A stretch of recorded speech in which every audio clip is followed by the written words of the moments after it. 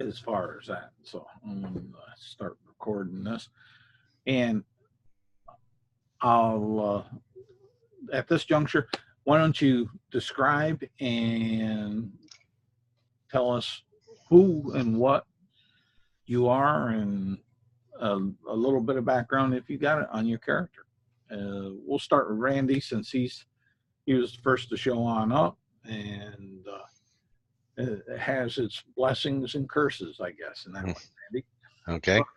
Um, I'm Dane Strongbear. I'm a mountain dwarf, paladin. I took my vows years ago, and I'm committed to good and helping those that need to be helped, and seeking justice in this world. Um, I'm come from a noble family. Um, I'm the second son of a second son of the king of one of the dwarf kingdoms. So, All right, and we'll say we have a little dwarf community in Atlas Pass. We'll lock you up into okay. that. It's kind of a reclusive one, but we'll say that your father and mother came to Ando Trion because of the mining opportunities and business opportunities of some of the rare metal and rock that was there, that they thought they could get a grand foothold in maybe a new prosperous beginning. Great. Um,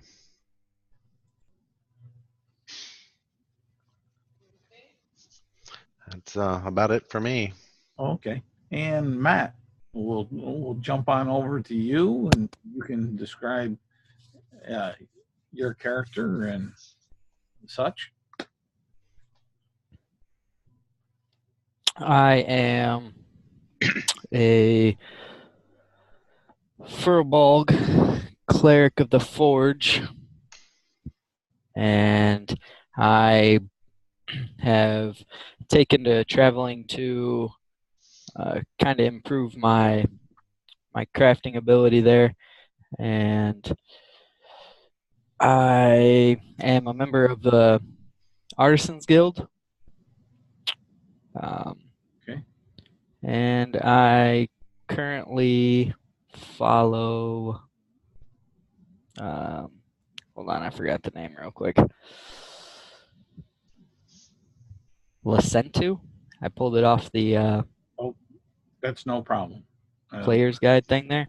Yep, no problem at all. That may be, if I remember correct, that's one of the gods from Dragon Falls uh, there, or something like that. But that's fine. Those are some unique deities that you won't find other places. So, great. We got two semi-holy men that will be traveling.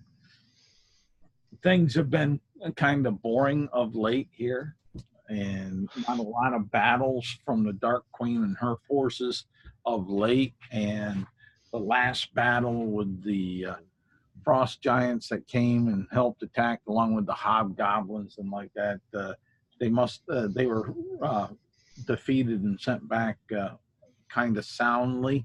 And it was your community's first look at a half frost giant as such, and that kind of cursed the community for slaying his father and such, and I believe he came back and attacked looking for revenge, and then got slain himself. So uh, from previous games, some background. But it's just that the communities, after all that, has gotten down into rebuilding and quieting on down to a more, at this moment, a mundane lifestyle, which you guys have come a little antsy. You like the taste of the excitement that was there from the battles before, and and you've talked to Federal, the agent from the UAG annex that's in Ando Trion, and he's told us some of the stories and related about how life is or was when he was in Illumina, the big bustling metropolis and such, that it caught the young ears and hearts of yours. And so you guys chose to sally there down the roads or however you decide to go. Is there anything you want to do prior to leaving Ando Trion and you'll be starting with, of course, fully rested, but are there any items that you want to pick on up or try to pick up if there was? And Federal will give you a letter to give to Pincus at the UAG hall in Illumina, and with that, for delivering the message, he'll give each of you 10 gold pieces Okay. to help you along on your travels and like that. So besides your standard starting packages and stuff from the PHB and the backgrounds and like that, you'll have those 10 extra gold pieces. So if there's something that you want, I would like to pick up a healer's kit if at all possible. no problem. You'll find one.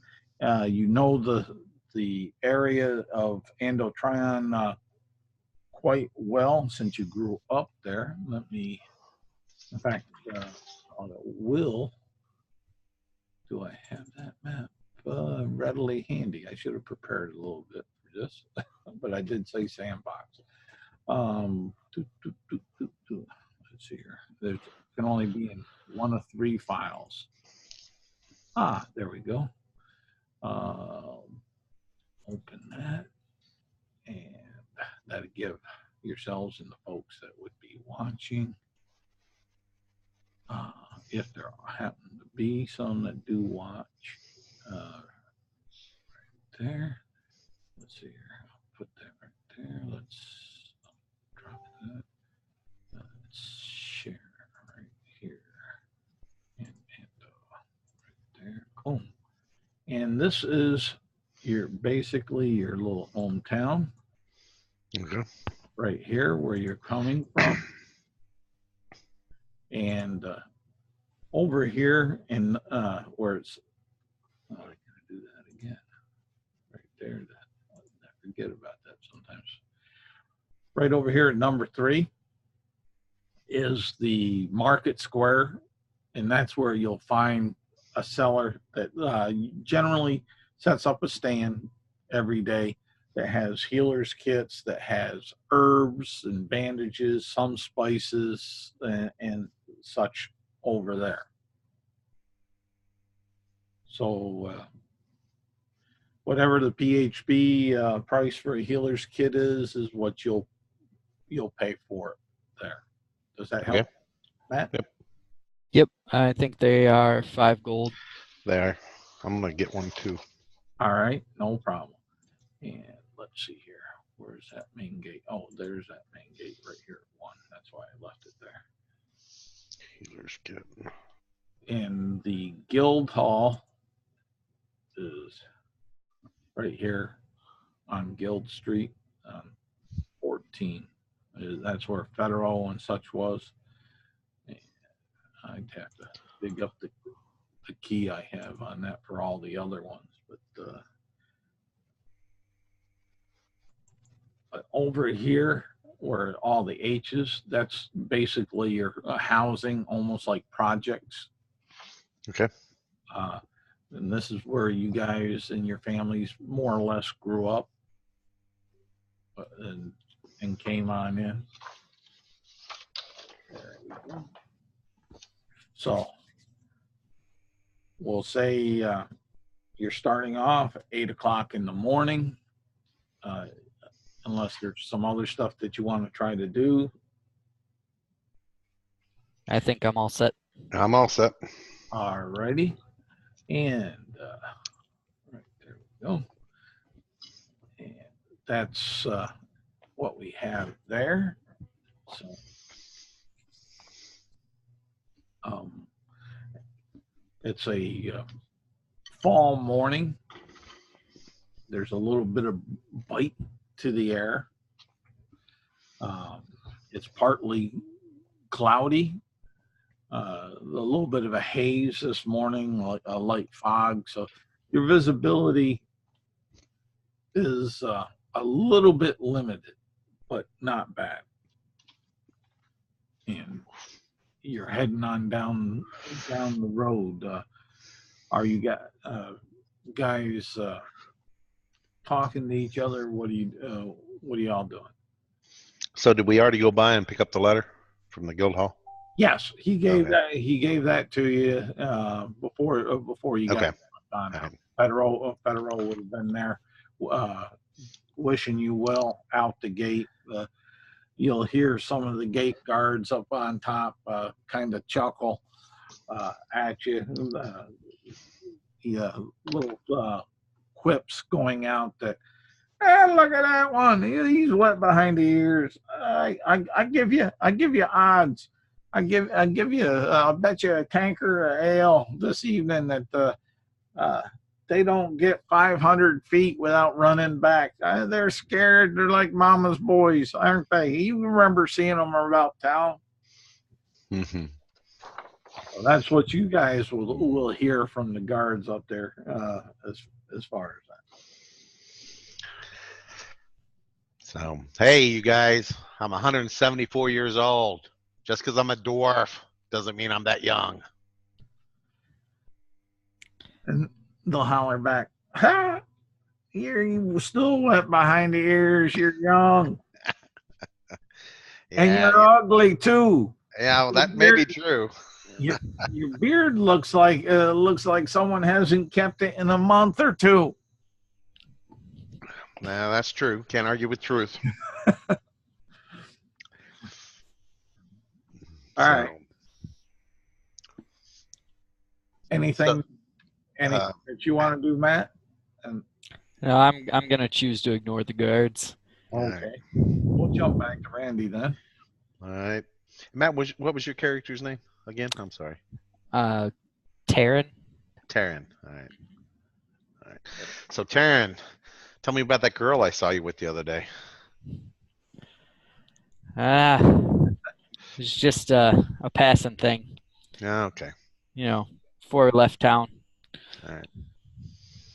So we got a long walk ahead of us. What are you really looking forward to? I can't wait to get to Illumina. I'm really looking forward to hopefully learning from some of the smiths there. Yeah, I'm just looking forward to finding some evil to vanquish on the way. Too much good in where we're at, so it got kind of boring. So, and I'd like to go to the big city. Never been there before. Me either. I wouldn't mind a little action on the way myself. Well, as you're out walking about, and we'll jump up about 3 hours. It's 11 o'clock in the afternoon, and give me perception checks.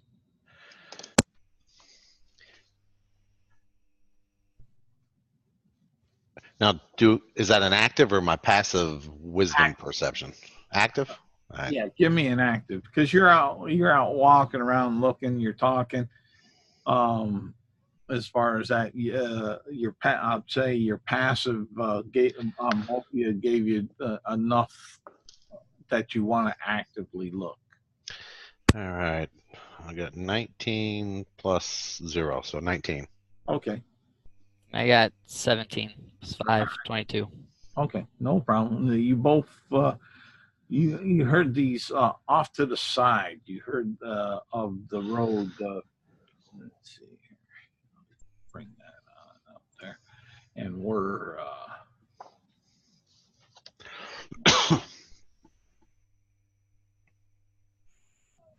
is where you heard.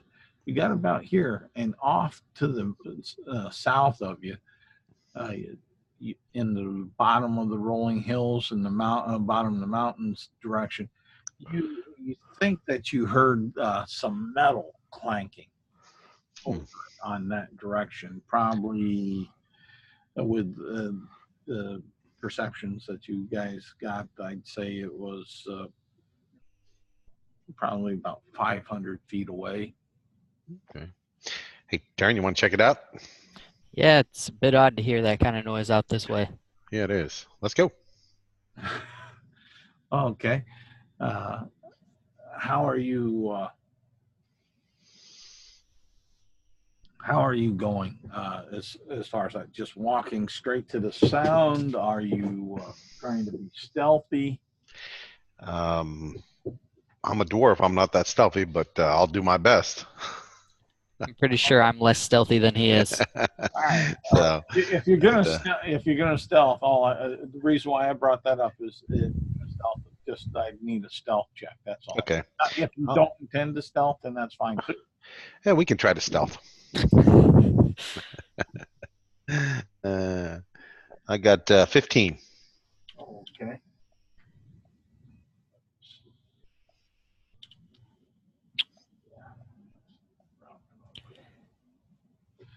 All right.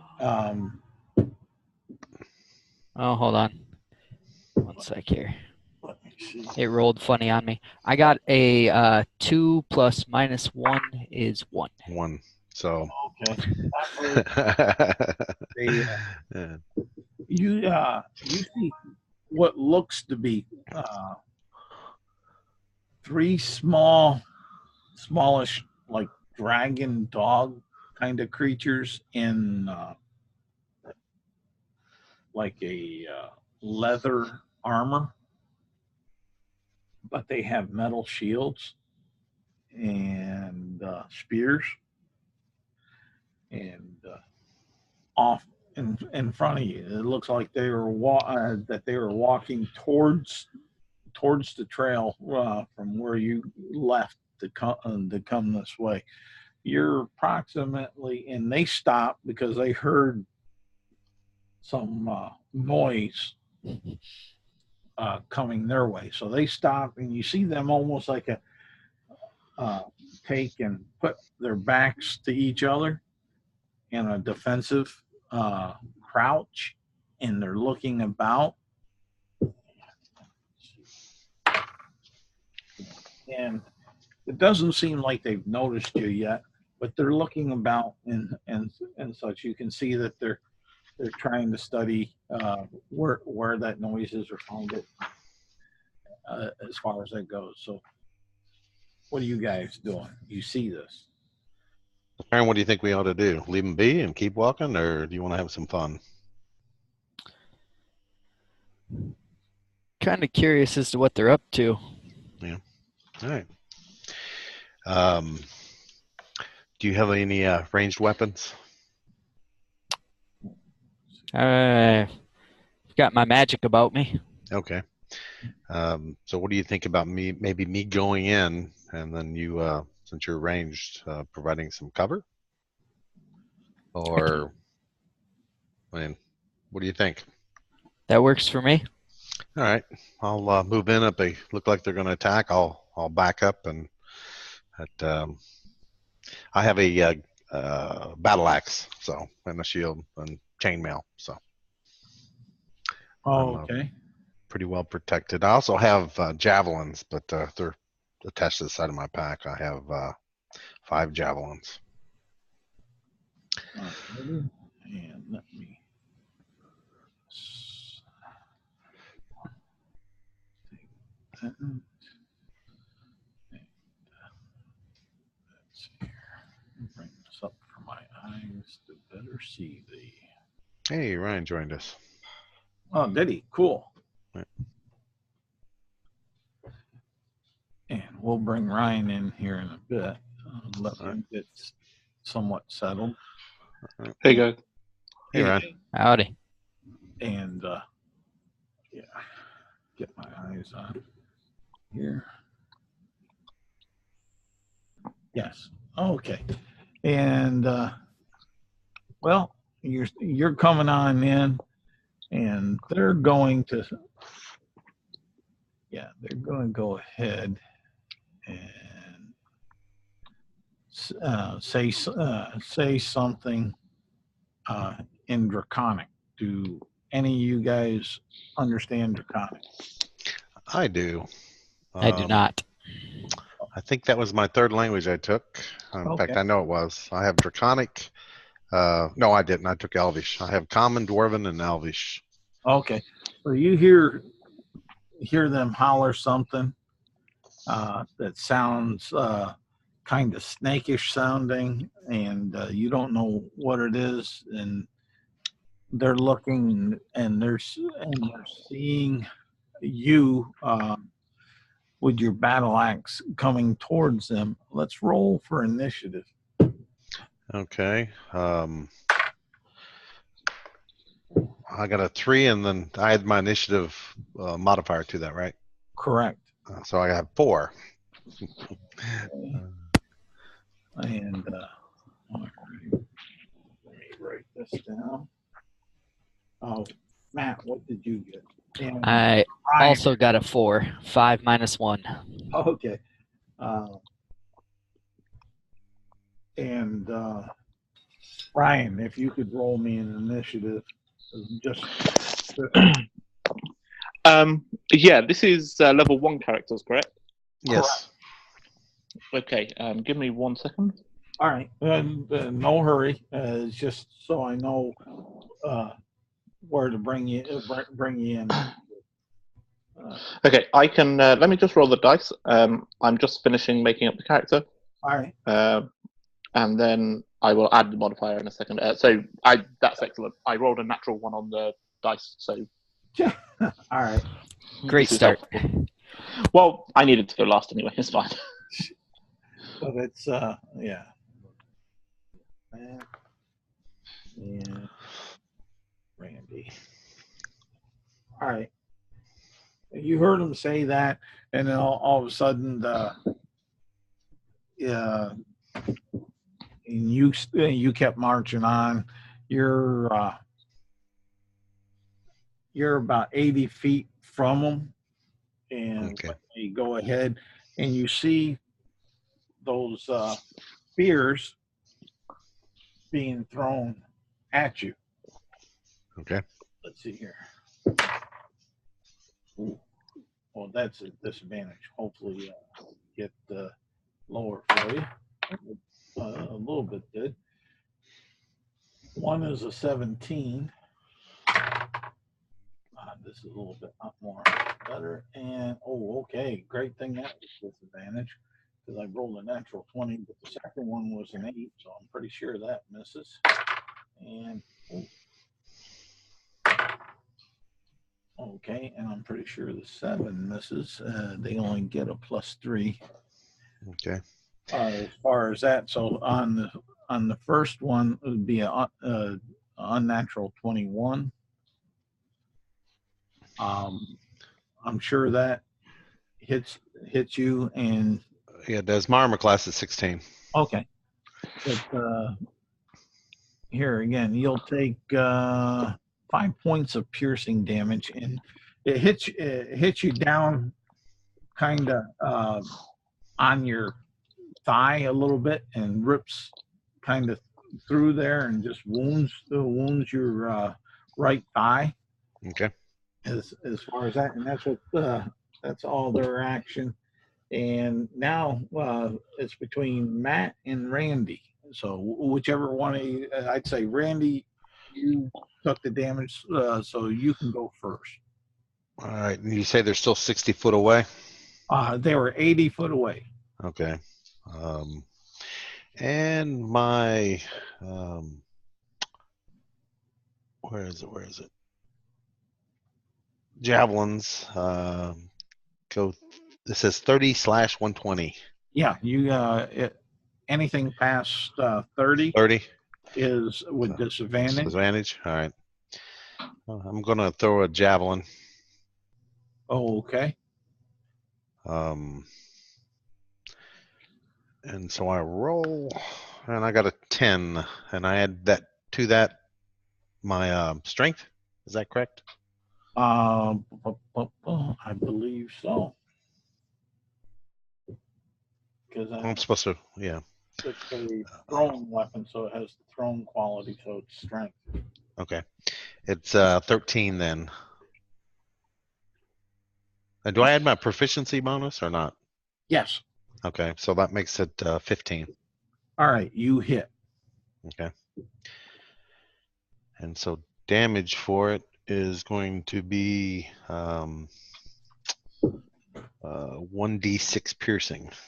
Okay. So 4. 4. Okay. You also add your strength bonus to that. Oh, do I? Yes. Oh.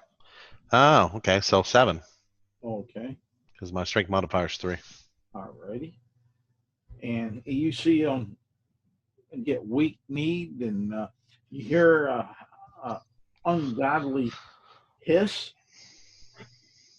For you, that's what it would sound like, is an ungodly hiss and such.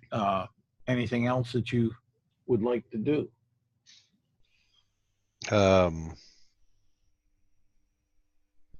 Can I do multiple attacks, or is that my turn? No, well, that's your turn as far as the attack round. Okay. But you can move if you had a bonus action or something. Okay. Do that. So I can back up and keep my front to them, or do they get a free attack if I do that? No, you're not in melee Okay. combat with them. So, So I'll back up, back towards Terran. all right, you'll go 30 feet back. Okay. Taryn, Matt, you see this? I am going to ready a sacred flame in case they move towards us. Okay. But it's only got a range of 60 feet on it. Yep. Okay. All right.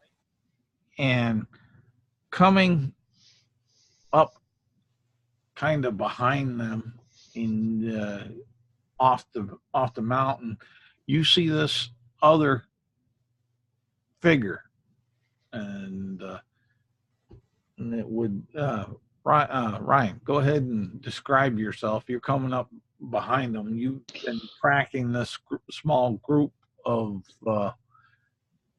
dragon-like dog short individuals for Okay. a while.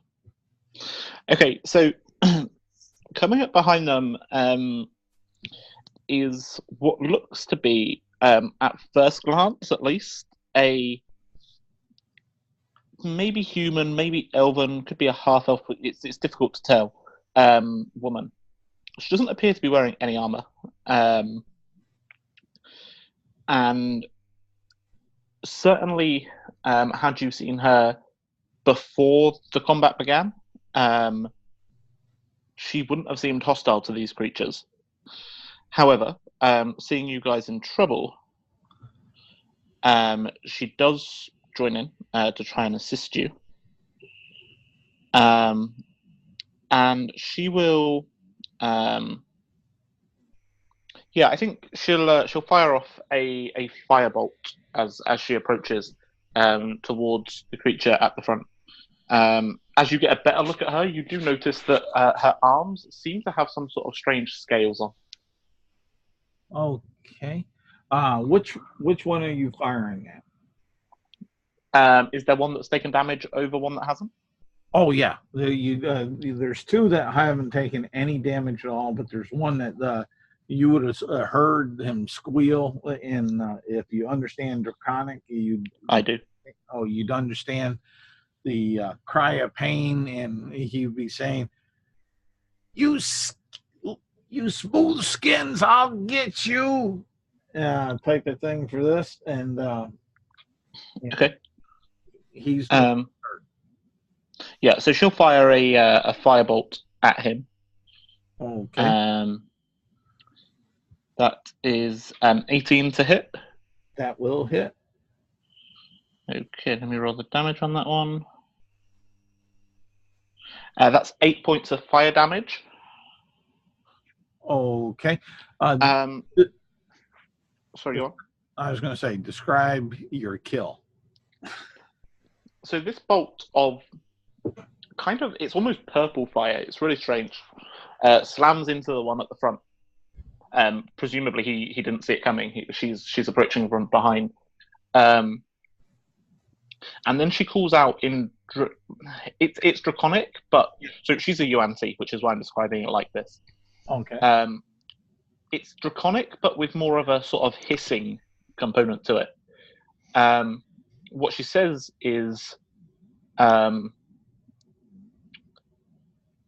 unless you want to end up like your brother, you will leave these smooth skins alone. And as I said, like her arms do have visible scales on, which is one of the strange things about UNT. They have scales in some places. Yep. Yeah, that's the end of her turn. All right.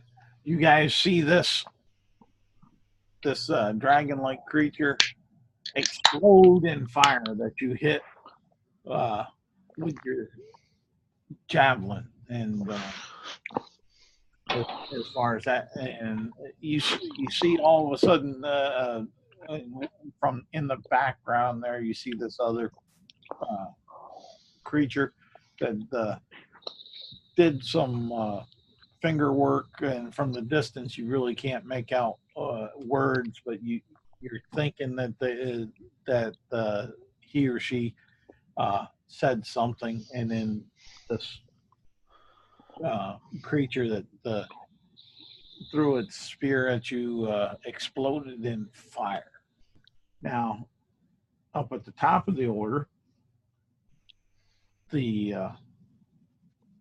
one of them turns around to look at where this fire came from. They're startled, and the other is looking back at you two guys there, and then they're looking back and forth at each other, and then they go ahead and they take the disengage action, and they start heading off to the east, kind of off this direction over here. Okay. So that's what they're doing. Matt and Harry, what are you doing? I'm gonna walk towards her and thank her for helping out. Okay. I would like to investigate to see where the banging sounds were coming from. The banging sounds, you would have give me an intelligence roll or a wisdom. Okay. I'll give you a wisdom.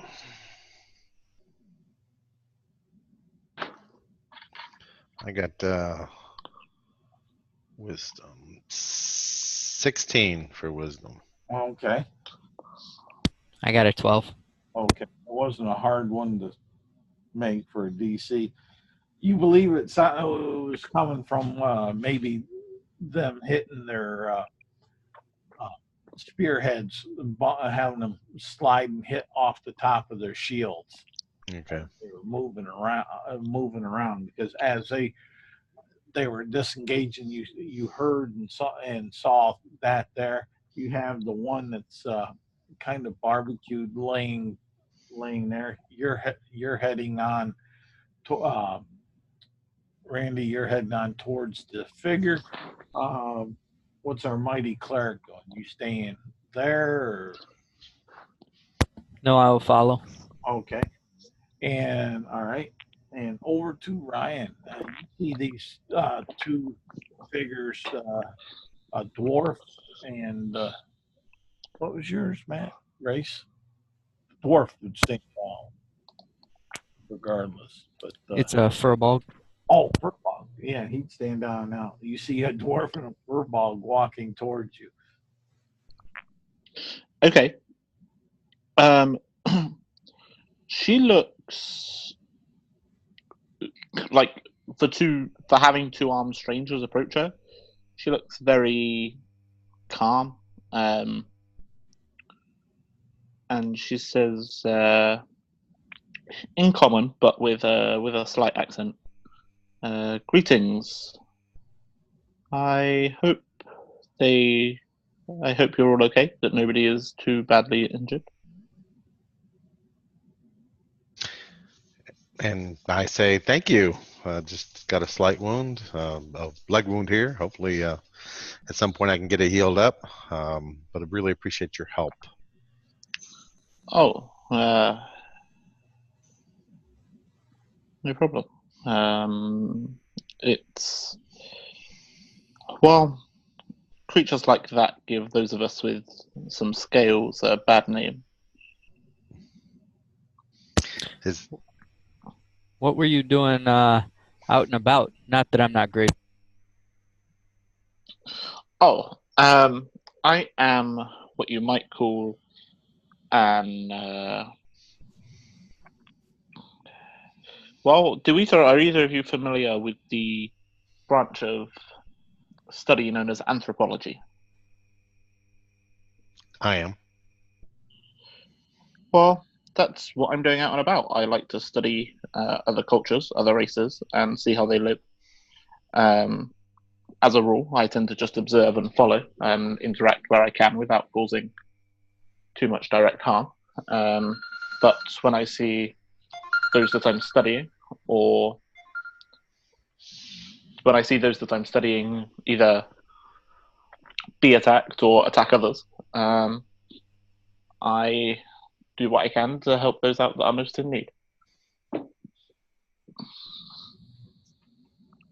Have you been watching them for long?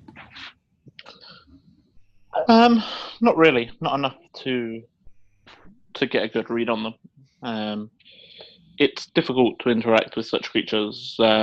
Revealing myself would have been a bad idea, as evidenced.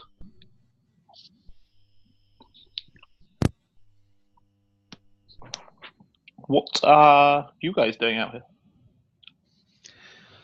Well, we were on the road heading to the city when we heard the noise, this banging sound. So we came off the road to investigate. Didn't mean to get into conflict with them. Just walking towards them, and they threw their spears at me. I really need to learn Draconin. It's a useful language to know, to be sure. So well, if you're heading... Well, go ahead. If you are headed into town, perhaps I could accompany you. Sounds good to me. How about you, Taryn? More the merrier. All right. My name's Dane, by the way. Good to meet you. My name is Selva. All right. Well, are we ready? Absolutely, lead on. Do we see anything before we leave that would indicate why they're here? Do we want to do a perception check or an investigation check? You can do either or on this, depending on what your character's intent is. Are you actually actively looking at something, or are you just purveying the area to see if there's something that would give you a clue or a reason why they were? Well, I'd like to investigate the corpse of the creature and see what I can find. Okay. Meanwhile, I'll take a look around the area. Okay. All right. Any perspective rolls? Investigation. I got 11. Okay. On my, you said perception, right? If we're looking around the area. Yeah. If you're looking around, 11. You really don't find anything. Okay. You would consider unusual, but there again, it's hard to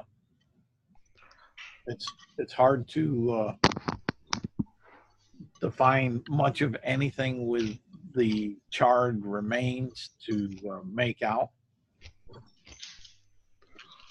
I got a 23 on my perception. Oh, okay. You would notice that it looks like there was a set of tracks of that were out there of some kind of beast that possibly that it looked like they were possibly tracking.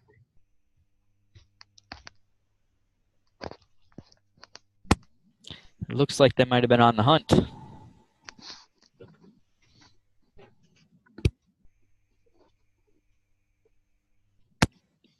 At least if that's the case, they probably don't pose a threat to the town, at least immediately.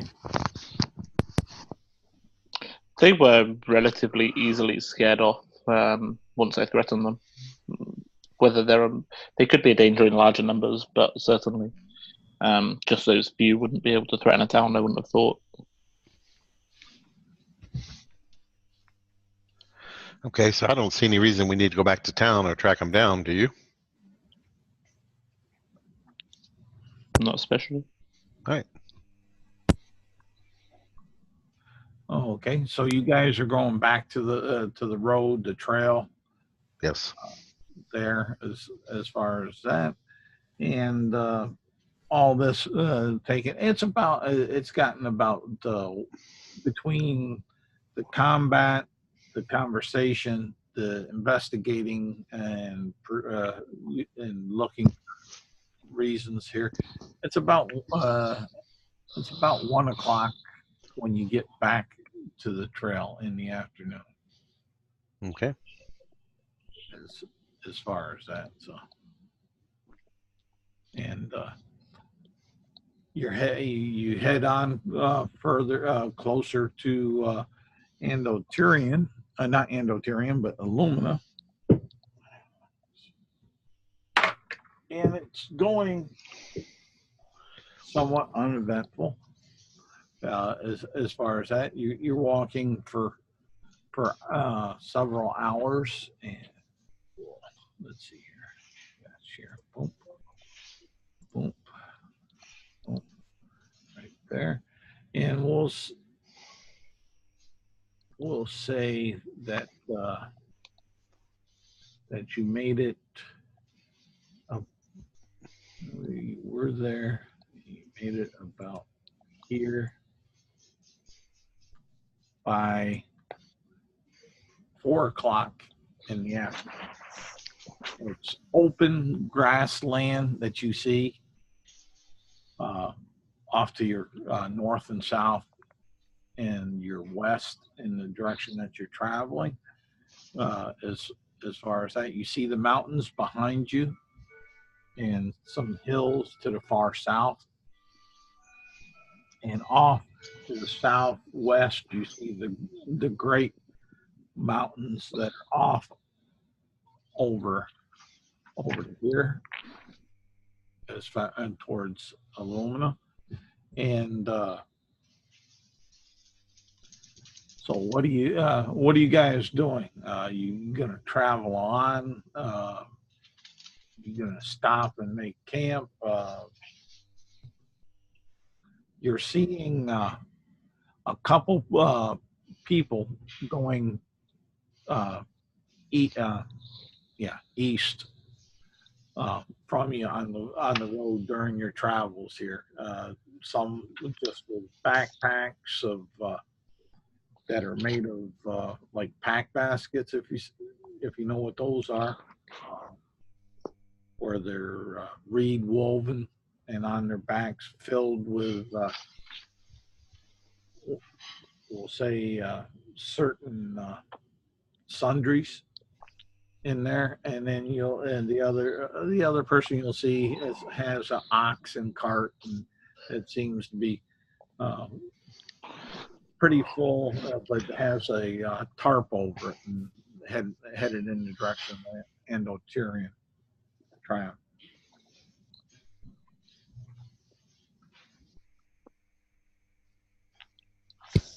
I would like to send word with one of them about the creatures that we encountered, just so the guard can be on the watch, just in case. Good idea. Not a problem. Not a problem at all. Both these people are humans that are headed that way, but the ones that you stop, the one that you stop will take that information and be glad to give it to the guards, and they'll thank you profusely, letting them also know that there was some trouble on the trail.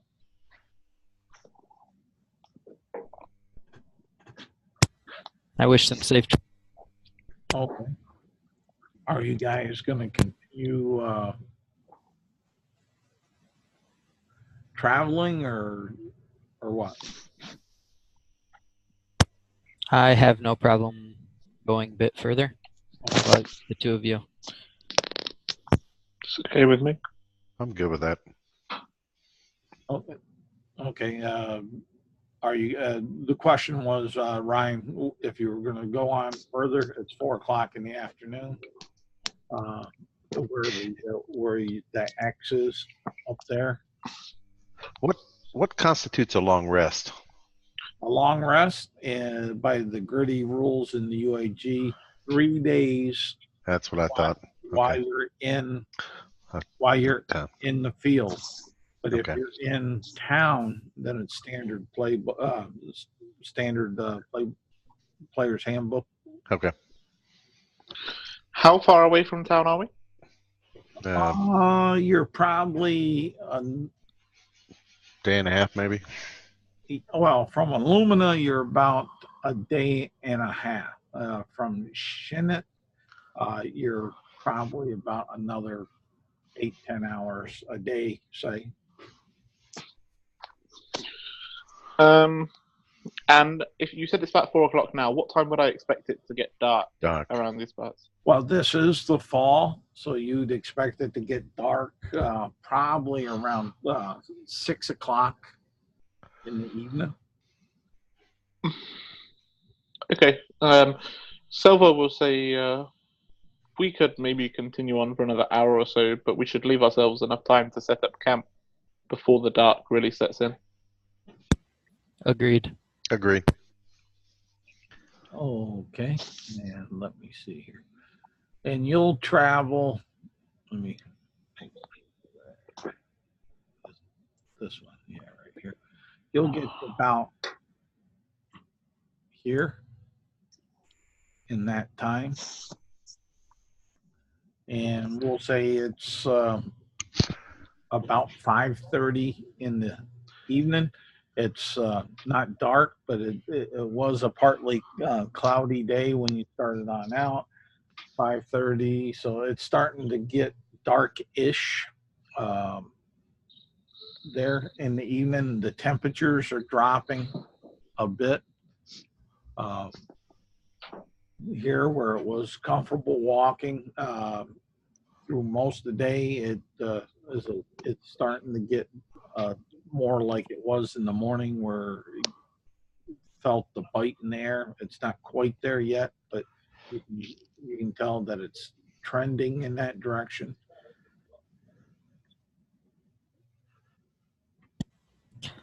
I'm going to use my light cantrip to provide a little extra light while we set up camp. All right. That's no problem. Well, I also have dark vision, so Yeah, me too. I think I'll go look for some wood for a fire if we want to build a fire. All right. Good plan. All right. Give me a survival check with disadvantage. With disadvantage. What's the disadvantage? Roll twice, take the lowest number. Yeah. Oh, okay. All right. There's 7. All right. You don't find any. And 2. I found no firewood. You find no firewood, and then it hits you. Give me intelligence check. Straight up. All right.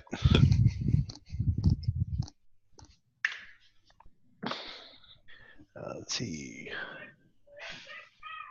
14. 14. And then you give yourself a face palm. Okay. And because it sinks on in. There's no trees around. How can I find wood? This is all grass. That's true. I'm an idiot. I go back to camp. Oh, okay. Lay out my bedroll. All right. Did you the wood? No wood. No wood, no fire. Grassland.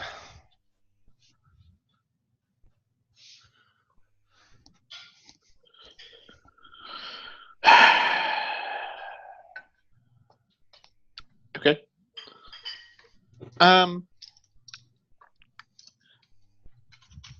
This is you say grassland, Charles. Yes.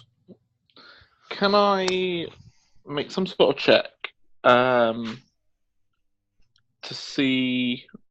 I want to try and find. This is going to sound really strange. I want to try and find like a small grass snake or any kind of snake that I can find. All right. That's fine. Let's see here.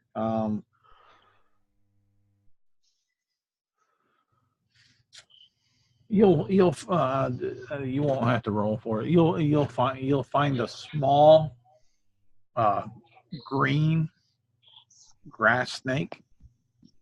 Okay. Yeah, basically, one of my racial features is that I can cast only on snakes, but animal friendship at will. So I'll cast animal friendship on it. Okay. What's the? It has to make a wisdom saving throw. DC 14. Okay. That's. I was just wondering what your. Okay, you got a green little grass snake that appears to be friendly. Okay. I walk over and pick it up and just put it around my neck and then go back to camp. All right. When you go to pick it up, it wraps itself around your wrist like a bracelet and on your forearm. And it's about 8 inches long and about the size of a number 2 pencil doubled in width. Uh-huh. I don't know. I'd say it's my index finger in fact. That's fine. Yeah. I get the general sort of size. Yeah, that's fine. She likes having snakes around. Okay, that's no problem. It's looking for a warm spot anyways. Awesome. Yeah, she heads back to camp. And then she says, well, I guess if there's no wood, we will have to put up with this one. And then she casts Create Bonfire. Oh.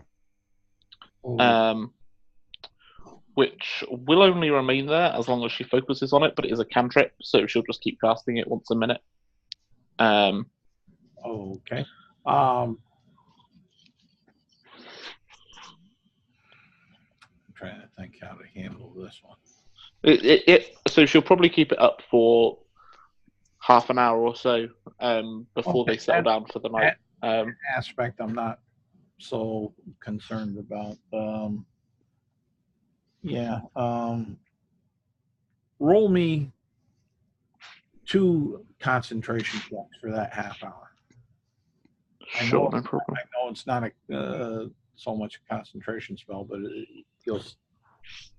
That's fine. Yeah, no, I get it.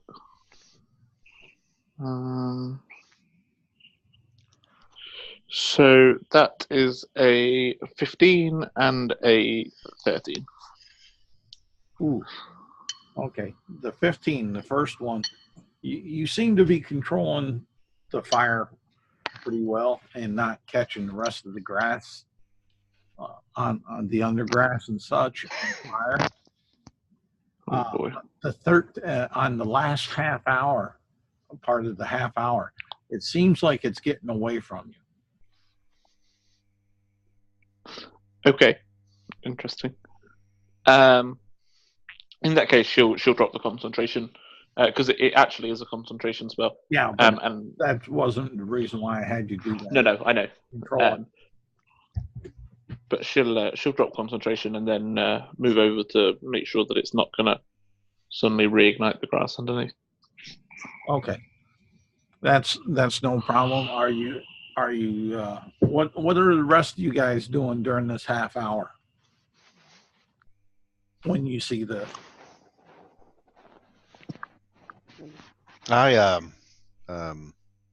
Dane rolled out his bedroll, ate his dinner, and went to sleep. Okay.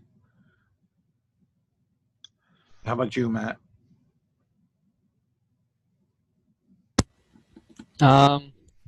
Think I will keep an eye on the bonfire as well, just in case. Okay. And maybe use it to warm up some of my rations. All right. Warming up the rations is no problem. And you notice there towards the last half hour, all of a sudden the bonfire goes out, but the fire is creeping, and you see Ryan's character stomping on the grass and trying to pull it on up so it doesn't go ahead and burn up the campsite in the area. And it's crawling towards the bedroll that our dwarf is rolled up in and not paying attention to on things, and you're stomping that up now and such. So you'll get it all out. There's no harm, no foul. But when our dwarf wakes up, he will see some burnt grass that seem to be about 6 to 7 inches away from the one edge of his feet and his bedroll. You guys putting up a watch through the night? I would assume so. Well, at PM, I assume nothing. That's probably fair. We probably should with the trouble we ran into a way back. Yes. Yeah, I think that makes sense. Silva will take one of the watches. She's got dark vision, so that's fine. Okay. Let me know the order. Who takes first, who takes second, who takes third, if there is a third. Or is our dwarf going to sleep the whole night and just the two of you? Or Now they're going to wake me up. I'll take the second one. I can take the last one. Okay, Silva's happy to take the first watch. oh, okay. Let's see here. Roll me. Yeah, one of you roll me a D6. Okay. So I know what watch this happens on. 1. Great. Okay. On the first watch, we'll say about 9 o'clock at night. It's dark, but it's not so bad for you. Yeah, that's what I want here. You hear a crunching, a heavy crunching in the grass just outside, and you hear a strange growl hoot kind of thing. You can't make up your mind if it's a bear, if it's an owl, if it's one of these other creatures or whatnot. And it's it's a good 500 feet out away from where you had the camp, the bonfire going. Okay. Does it seem to be sort of moving towards us? It seemed to, and about that half hour when you dropped the light, it seemed to slow down. Now it seems to be like in a search mode. It still smells the smoldering grass burn smell, but yeah, since it's a keen smell. Okay. So sorry, the burnt sort of grass seems to be putting it off coming this way, do I think? Or sorry, do I think that it's likely that it seems to be drawing it towards it? Oh really? Okay. Yeah, Silva will just she just keeps an eye in that direction, or she listens in that direction. Just like if she feels like it's within say 100 feet, she'll move into a position where she can wake up the others more easily. Okay. But she doesn't want to draw attention to it any more than it's already got its attention this way. All right, and it'll get it's coming your way. It gets right about 180 feet out, and it stops from what you're telling. Okay.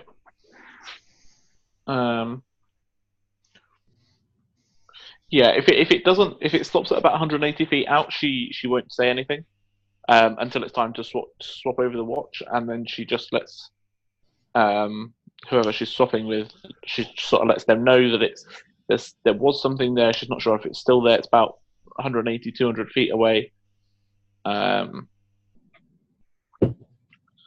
just to keep an eye on the situation. Okay, and second watch will come around, and our short and stout mighty dwarf is up for watch. Oh, quick question: were you sleeping in your armor? Yes. Okay, what kind of armor do you have? Chainmail. Chainmail. Okay, so that is. Get my eyes right here. I believe that's. Oh, that's heavy armor. It No, is heavy armor, yes. It's medium. No, chainmail is heavy.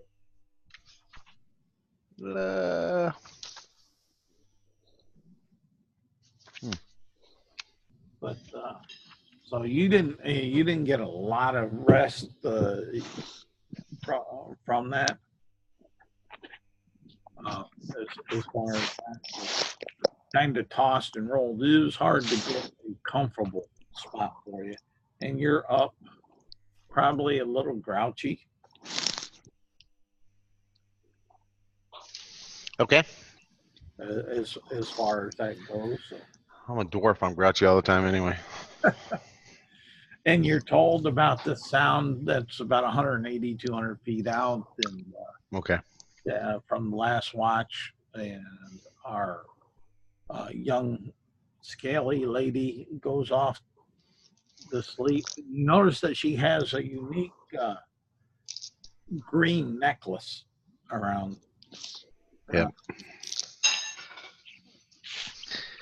Nice snake. Thanks. It's always helpful to have another set of eyes. Not that I don't trust you guys, of course, but you know, I hardly know you. And she actually mutters to the snake. The snake was sleeping while she was watching, and she mutters to it and asks it just to keep an eye out. Okay. And the second watch goes uneventful, and getting towards morning. As far as that, it's still dark a little bit, but then you can wake up your furbog friend. All right. Baron, wake up. Your watch. Already? Yep. All right. About 150, 180 feet out that direction. Silva said she heard a noise last night that stopped about that far out. It had spent quite a bit of time approaching and then stopped. So you may want to be extra vigilant. All right. I'll keep an eye out. So the only question I have is, do you have dark vision? No. So do I need to take the third watch, or you'll be able to see? Do you have torches? I got light. Okay. You got light? All right. Oh, yeah, that's right. You got magic. I have no magic. That's all right. He only sees just so far. You don't see all of it out there. Yeah. But all right. I'm going back to bed. Okay. The rest of the watch and evening goes uneventful. It gets to be about 8 o'clock in the morning before the last watch there for bug comes over and wakes you guys up. And you guys can mark yourself down for a short rest. Okay. As far as that, nothing too strenuous happened there as far as that. So if you want to roll some hit die for damp and take care of damage, that's up to you. But So how do I do that? I've never done that. okay, you are a paladin, so I believe that's off the top of my head, the D10. So you roll a D10 if you want it, and add your Constitution modifier to it, and Okay. that's what you get back for hit points on a short rest using hit die. Okay. So 2 plus 4 is 6. I was only down 5, so that gets me back to full health. Oh, Right. And then the other part of that is your hit die replenishes after a long rest. You get half of your hit die back on a long rest. yeah. Oh, so my hit die is gone now, huh? Until you take a long rest. Yep. Oh. Maybe I don't want to do that. Well, that's up to you. That's how that would work. What do you guys advise? Given that we are about a day's travel from the next place where we can take a long rest fairly easily, it shouldn't be too much of a problem. Okay. As long as we get there. Okay. All right. If we don't. All right. And all right, you're traveling on down the road, and then let's see here. I'll change color that way. It's easy to. Oh yeah, I'll make it this just play mind games. You'll get to about right here where this red X is. It's let's see here. We'll say it's 3 o'clock in the afternoon, and give me perception checks, each of you. No. I got a nat 20 on mine for 25. Okay. I got a 21. I got 13. Okay. I don't add anything to that. No, just It those depends dice if you. roll and the modifier. My perception is 0, so Okay. for a modifier. Then you guys will notice that there seems to be about 5 bodies that seem to be creeped down behind the tall grass off to the north of you. Almost like they're waiting for someone or to jump at someone.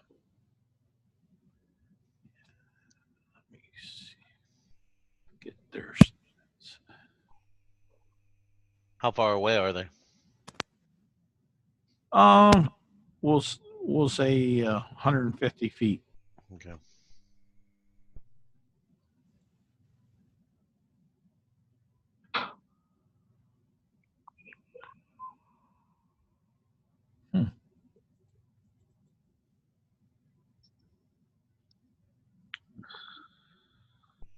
Don't see them there. That's odd.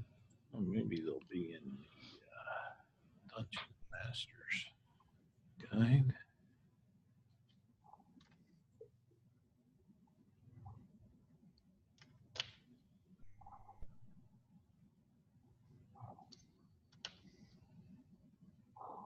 Let's see.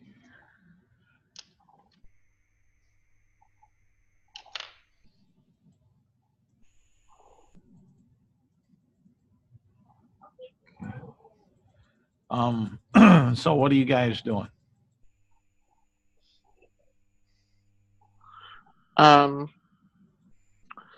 Silver sort of whispers to the others, you guys noticed that, right? Yes. What do you think? They're waiting for somebody. And they're evidently not being, to be honest, they're not. They may think that they're hiding pretty good, but they're not doing too good of a job at it. So, do you think they're just waiting for anybody, or just waiting for somebody in particular? Probably anybody that comes along. All right. Unfortunately, that will include us. Yes. So we could try and ambush them. Okay. Sneak up behind them, all sneaky like. All right, roll me stealth. No problem.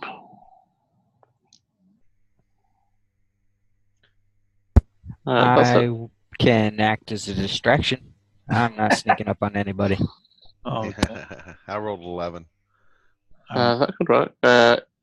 So I rolled an 18 plus 2 for 20 total.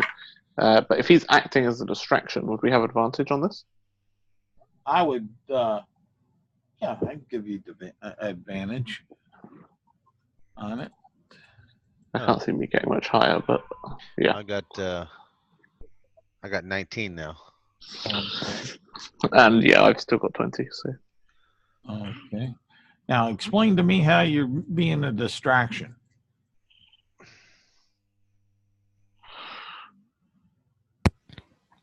I'm going to, well, be my normally loud self, not try to disguise that I'm coming at all. Basically making it so that I know that they are paying attention to me and not necessarily the other guys. All right.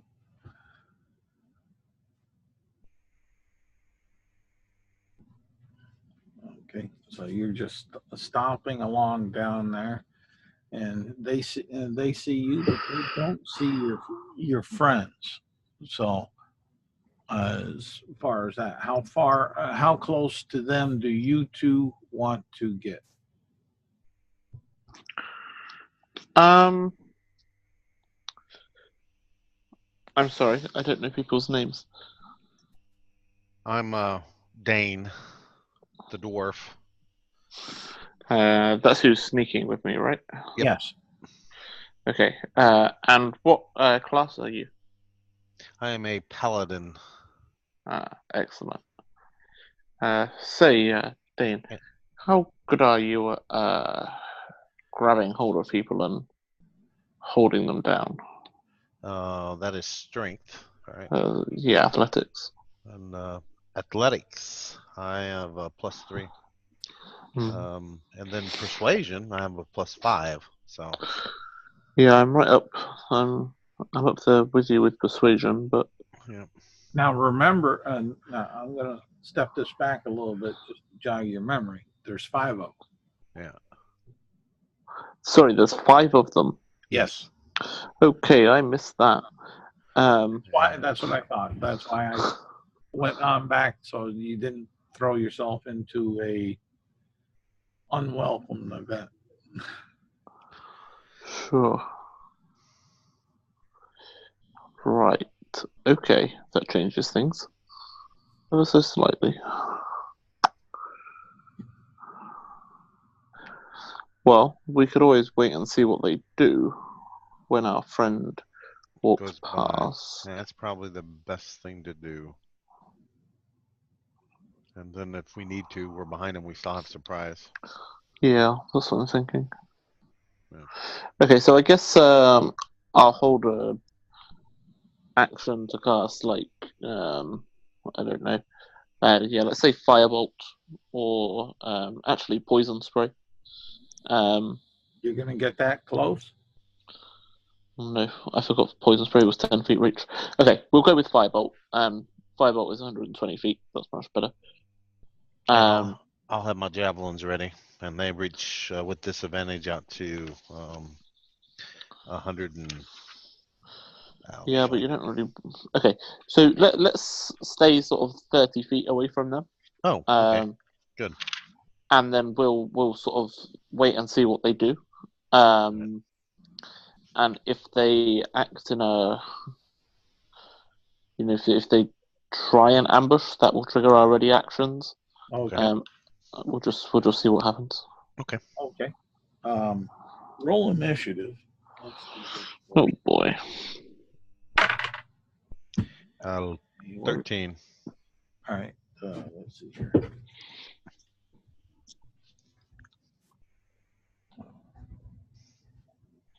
All right.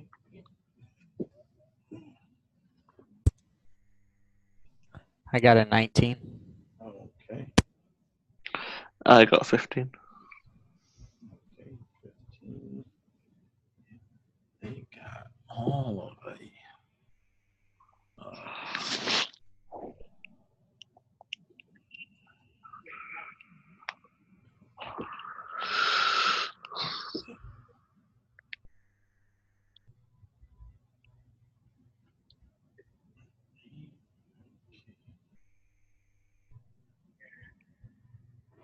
Alrighty.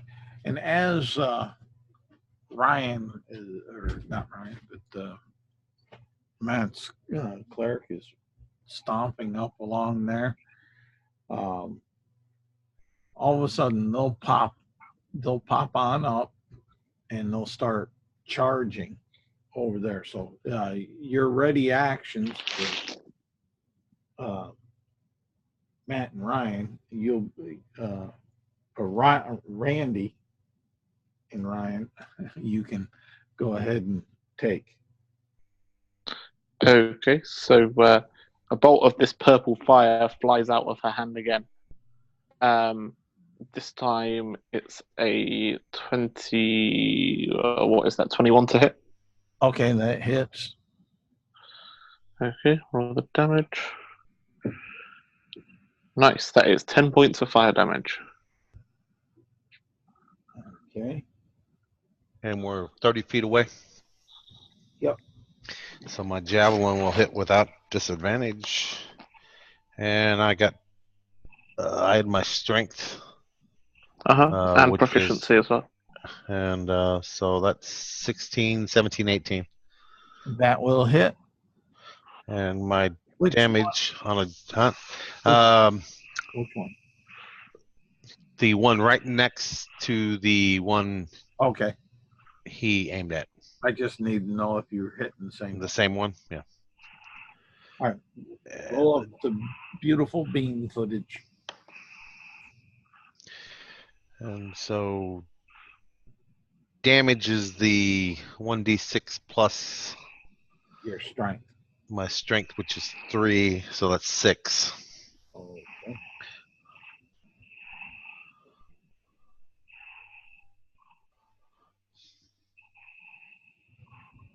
Okay. And both of them howl. Let me see what languages they. No. Oh. Yeah. They'll a strange, darkish sounding howl coming from there. If any of you understand Undercommon, you'll be able to understand it. No. No. Also, no. Okay. So it's just a strange language hollering. You'll definitely be able to tell that both of them were hollering. I mean, the tone and everything was in pain as far as that. So, all right. Now we'll go up to the top of the order. As far as that, they were charging, so, and they got up to do that, but they haven't gotten to move that. They moved on up, which triggered the readied actions. So, Matt, what are you doing? You see these 5 things pop on up out of the grass, and you see your friends attack him. You see the one fire on up, but he's still up, and he's singed and in pain, but he's still up. And you see a javelin sticking in the other one, and he's still up, and they're running towards you. All 5 of them are headed my direction. Yes. How far away are they? Right at the moment, they're about 150 feet from you. They're 30 feet from, at this juncture, from your 2 compadres.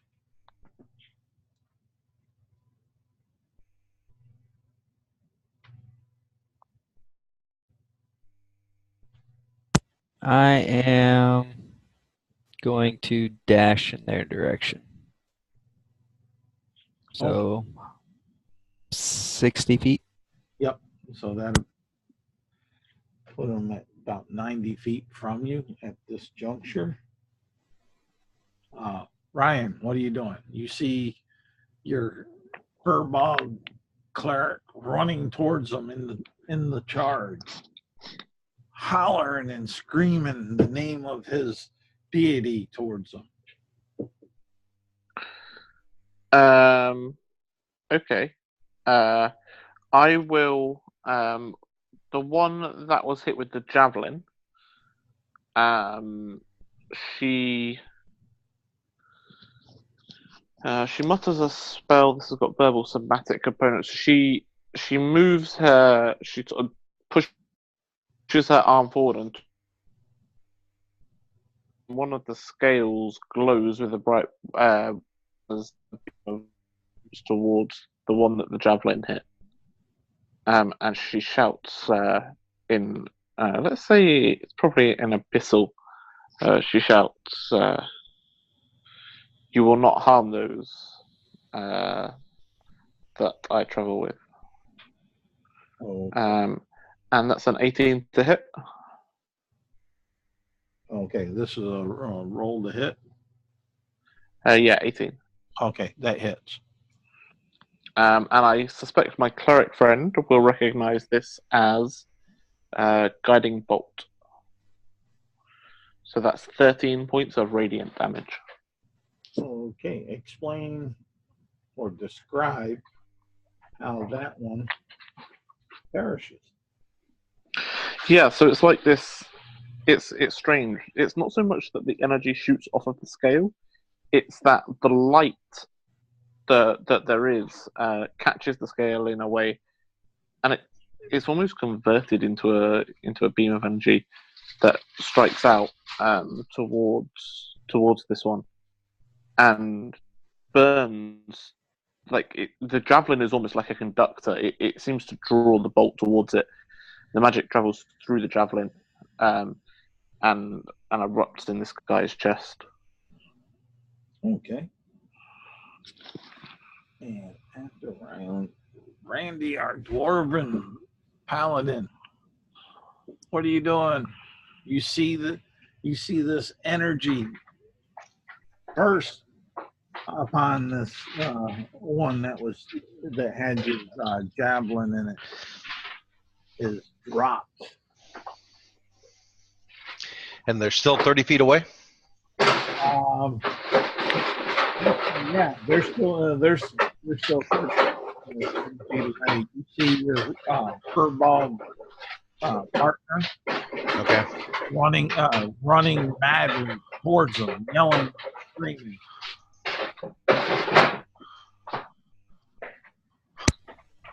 That's a whole lot of banging going on.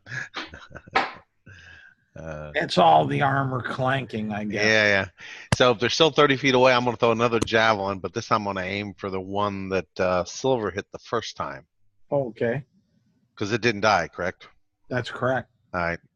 So I'm going to, if they're 30 feet away, I don't have to have disadvantage. Correct.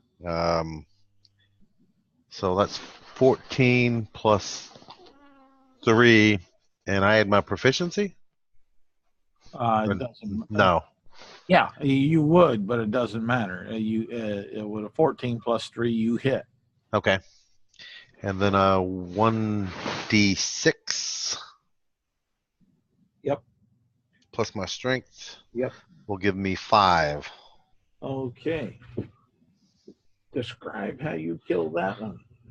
I cast the javelin, catch him right in the back of the skull, and it goes downward through the back of his skull and out through his lower jaw. And he gurgles and falls to the ground. All right. And there. Let's see here.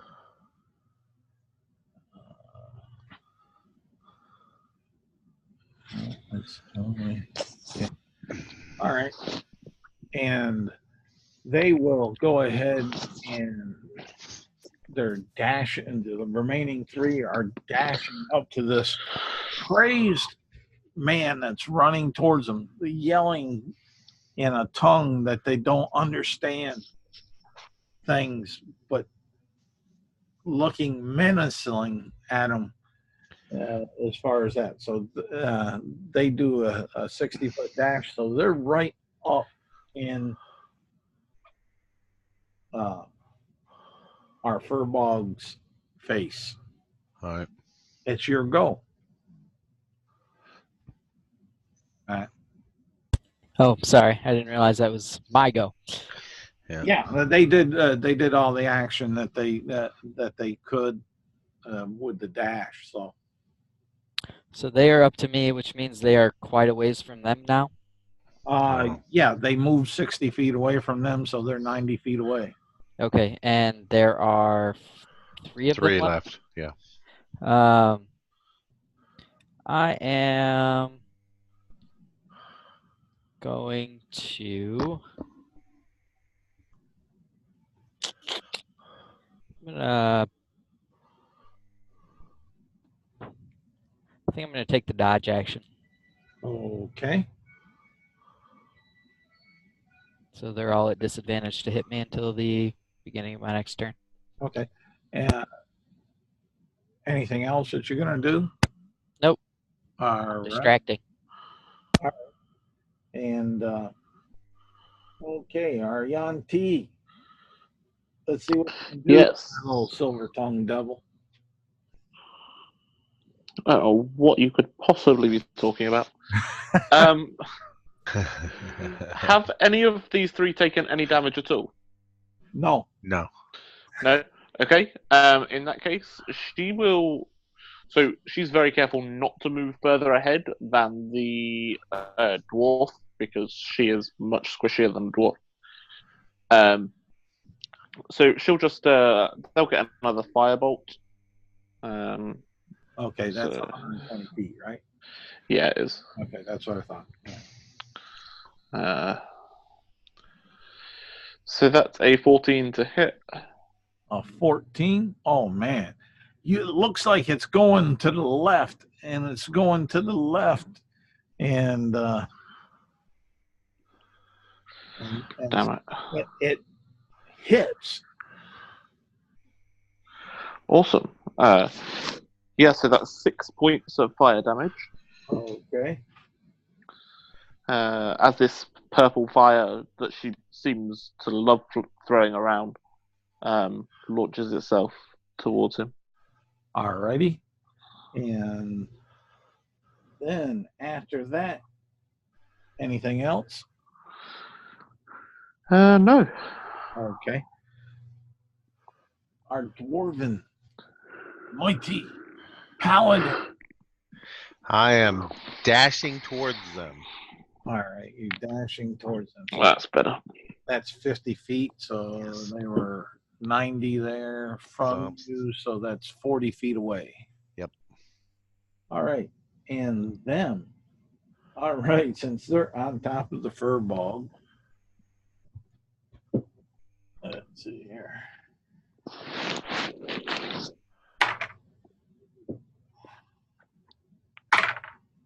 Ooh, I like my D20 tonight. Oh, I didn't like that one. 2 of them hit you, Matt. Those were at disadvantage. Yes. Okay.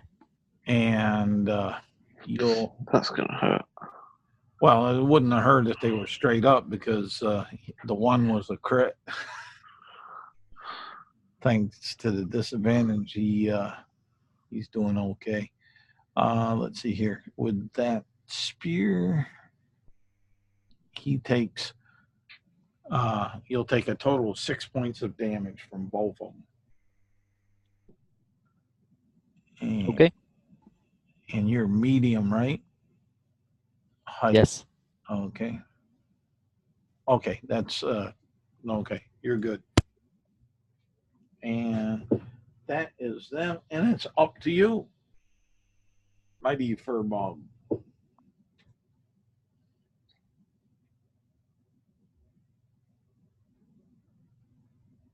Matt. Yep. I was making a decision. Oh, okay. No problem. I didn't know if I. Is one of them injured? Yes. Looks like it was singed. Okay. I am going to attempt to hit it with my mace. Swing better. I got a 20 total. Okay. Roll your damage. 7 damage. 7 damage. Okay. Describe your kill.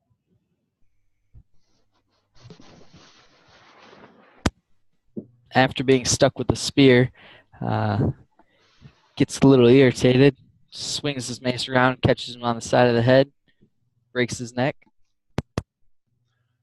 Okay. We'll go with that. Anything else that you're going to do? Nope. All right.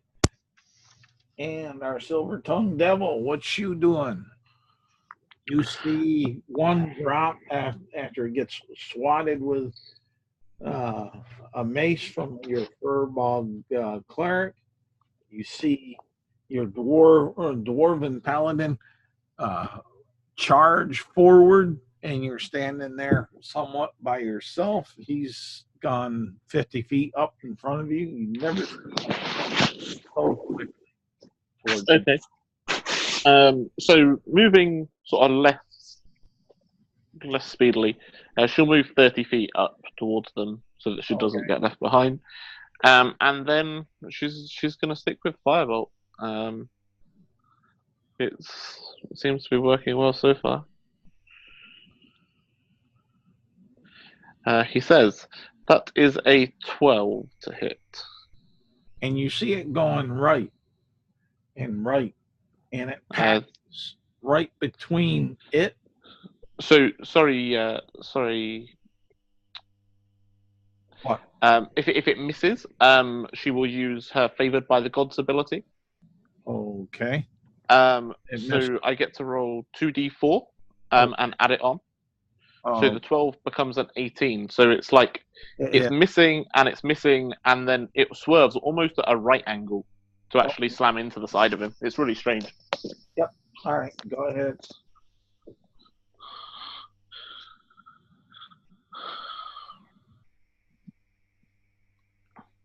That time it is only 4 points of damage. All right. Fire damage, naturally. Say what?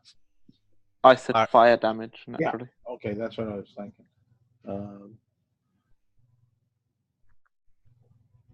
Alrighty, got that. And our paladin, what are you doing? You're 40 feet away. Yeah. Question for you: could I have thrown another javelin after I dashed last time, or was No. the dash using up my turn? That's what I thought. I just want to make sure. Dash uses is a double action. Okay. All right. So I'm still 40 feet away. Yep. So I can dash, or I can throw a javelin.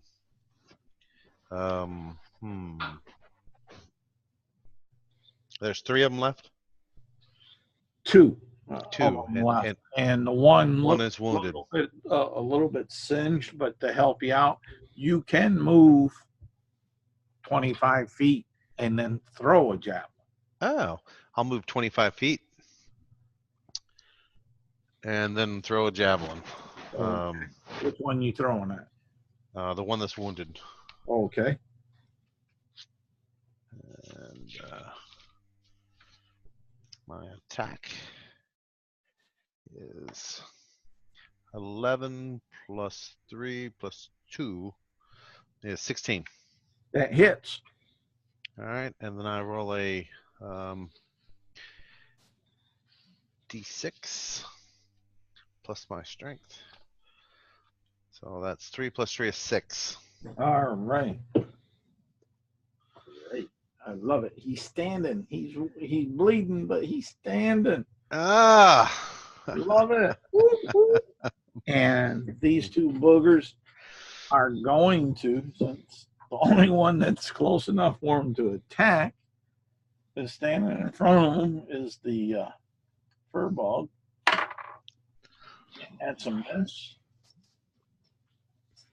Must be because he's all losing blood.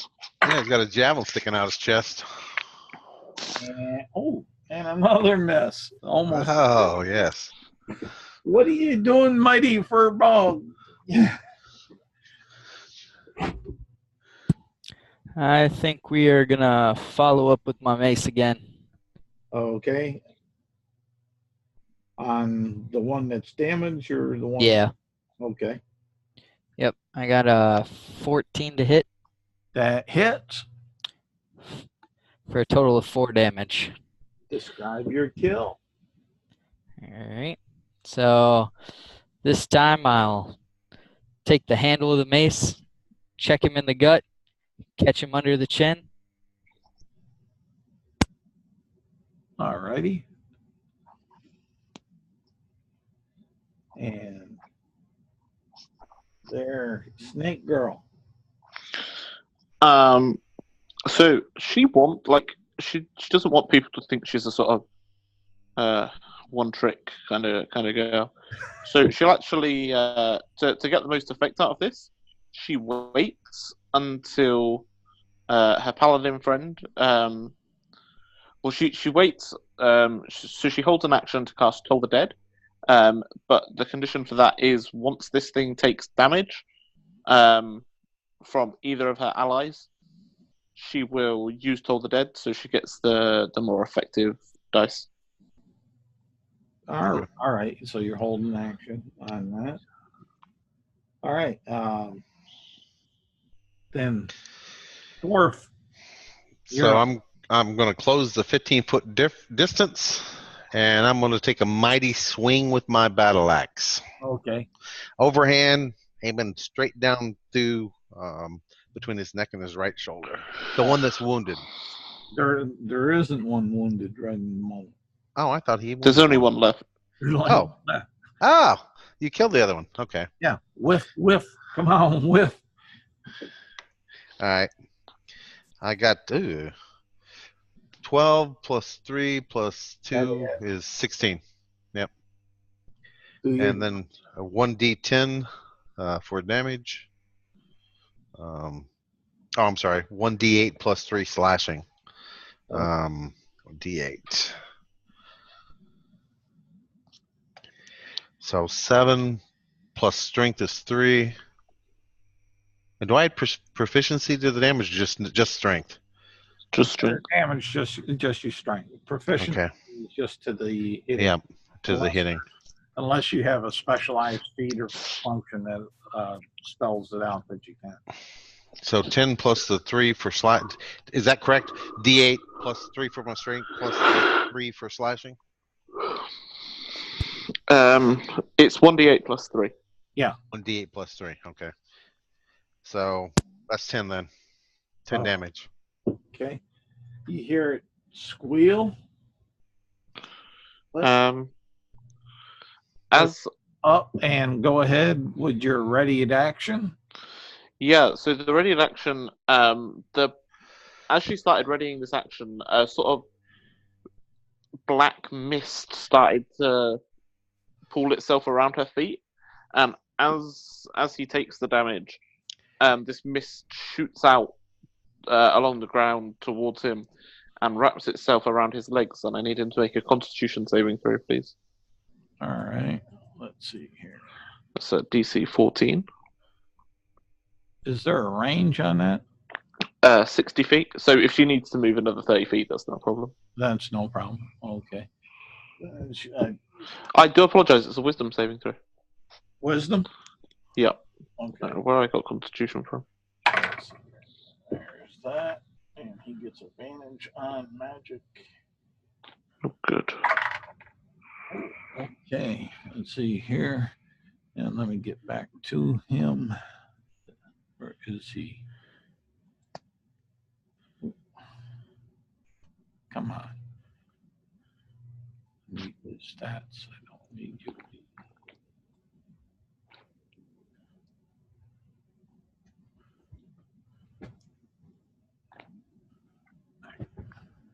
He got a 14 on the dice. I don't think he has. Okay. So Let's see here. You said wisdom. No, he does have a modifier, but it's not the way I expected. So he fails. It's a -3. really, Well, Excellent. That's why I say wait. Yeah, he wasn't very bright. When you said he got a 14 on the dice, I was like, oh, that's a pass. But no. Okay, so the smoke actually, the mist seems to travel further up. He takes 11 points of necrotic damage. Okay, Mm. explain your kill. So this mist, which she'd sort of intended this mist to wrap around his legs and sort of burn him a little bit. Apparently she got a bit overzealous with it, and it travels up, and he ends up breathing it in, and breathing in necrotic mist is apparently it's a bad idea because he goes down. Yep. And as he goes down, actually, a loud bell sounds out, like a gong. Okay. You guys hear a loud bell gong sound out. Bong Boom. type of thing. Yep. So what are you guys doing? You have 5 of these things dead laying in battle. Loot the bodies. Okay. Can- Take a look for their ill-gotten goods. Yeah. Can I recover my javelins? Half of them. Okay. So I threw 3. Is it half rounded down or half rounded up? I'll round it up for you. Okay. So I get 2 back. All right. So now I have 3 javelins. And you'll let's see. Okay. And you'll find that their spears are kind of funny looking.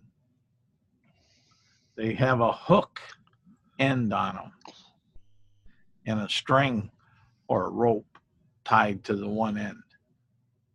As far as that, you'll find 5 of those. One's not in very good shape.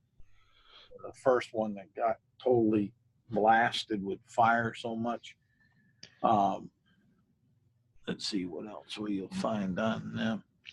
You'll be searching for them, and you'll find on each of them 10 iron pieces, So that's 50 iron pieces total. and oh man, that knuckle hurts. And you'll find 2 silver pieces. So that's 10 silver total. Yep. All right. And let's see here, what else?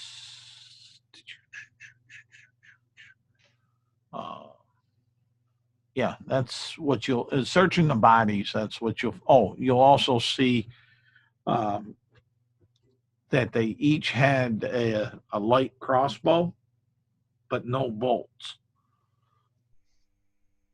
Okay. Strange. They used them up already. Yeah. Good thing they didn't have any bolts. Taryn would have been in trouble. Yeah, I guess that's true. Okay. Yeah. Yeah, I guess we sort of moved the bodies off to one side so that Yeah. they're not in the road, All right. because that's not fun for anybody. Well, they didn't make it to the road. The road. Oh, Yeah. okay. Rode up That's fun. up into the grass and like that.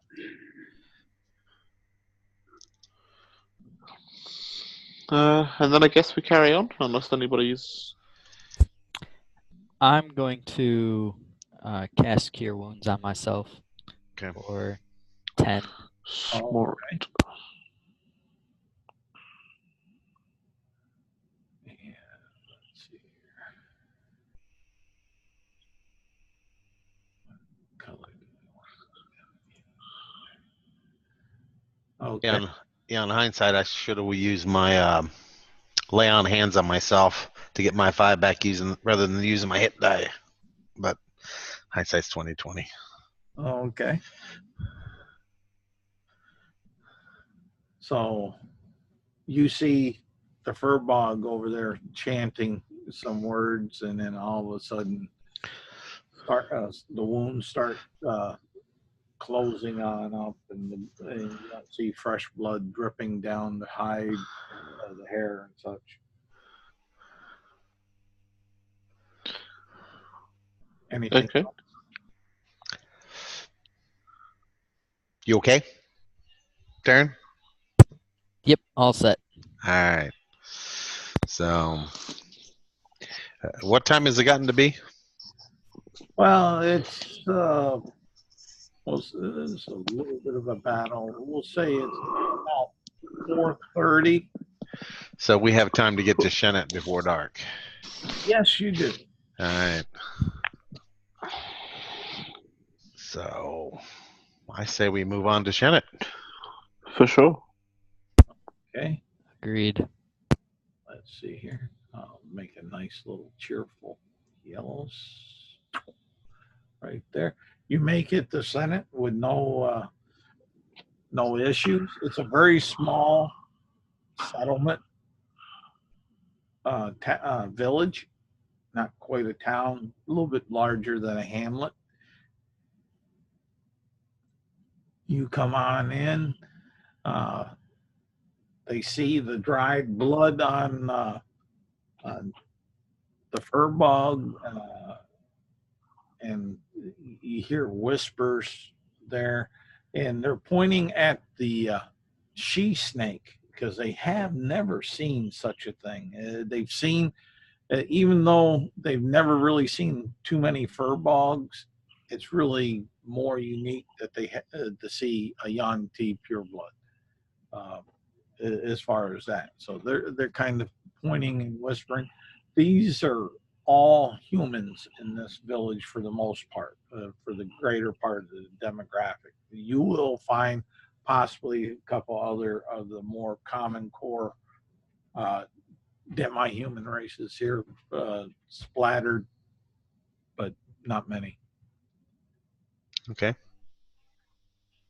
I'm assuming Silver is at least somewhat used to, people sort of staring at her. Yeah. So she pays it very little attention. Okay. They're not throwing rocks or trying to attack her or nothing. It's just that, like you see someone in a get up that you haven't seen before, type of thing, strange or odd to you, you kind of look and listen. For sure.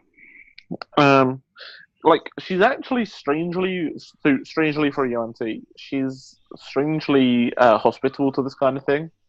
If she hears people sort of muttering questions to each other, she'll actually actively answer the questions, even if they're not being asked of her. Okay, and yeah, you'll pick it up here and there. They're trying to be polite, but yet even being polite, sometimes you're hurt. You have young kids at a point and say, "What's that, Mama?" Yeah, and so when that happens, she goes over and she sort of crouches down, and she has her little snake friend sort of curl itself around, like from her neck down her arm, and she explains to them what she is and like that she has some control over snakes and that kind of thing. Give me a persuasion check. Yeah, good at this one. I am very good at this one. 23. Okay. The mother and the child, they jump back a bit, startled, but they're not angry or nothing. It's just that the scaly skin becomes more apparent. Seeing the snake curl and come down and like that kind of puts them off a little bit, but they see nothing harmful trending their way, so they're not running, and they're there and they're listening to you. And she sort of says, "Would you like to hold him for a few seconds?" Referring to the small green snake. And the young child is saying, "No, I don't like snakes. They're so it's okay. He won't hurt you. slimy and cold. I don't like them." Oh no, he's not slimy. He's all smooth. He's slimy and cold. There, no. Okay, you don't have to. It's okay. Thank you. Oh, can you put it away? Or sure, no problem. And she asks him just to curl back up around her neck where it's warmer. Okay. Where no problem. It will. Yeah, like she doesn't have control over it. It's charmed, but she still has to make things seem reasonable. Yeah. So, it's warmer up there, so that's where it would want to be. No problem at all. And she just kind of says, "Well, I have to go with my friends now, but if you have any other questions, just come find me, and maybe I'll even have some sweets for you."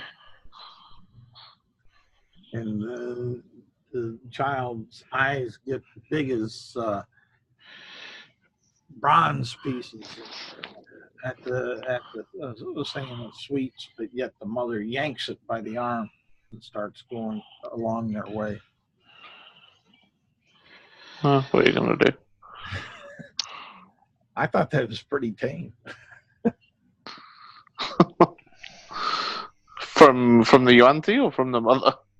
From the mother. What such a thing could have, if a different dice roll could have. That was pretty tame. Oh, for sure.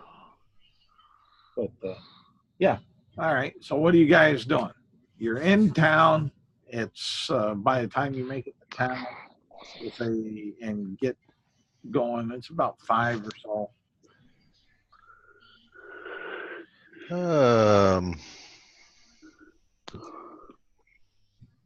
Well, I vote we go find a tavern and get a drink and dinner. Sounds good to me. Well, you won't have a problem. There's the one and only inn in Schmidt is right out there next, just a few strides away from the road leading on in. Big old sign flopping back and forth, indicating the tavern and inn. And you hear some raucous laughter coming from inside. You'll smell the smoke. You see the lights of the torches and lanterns glowing through a window, and the door as it's opening, people going back and forth, and has a very warm feeling about it. Okay.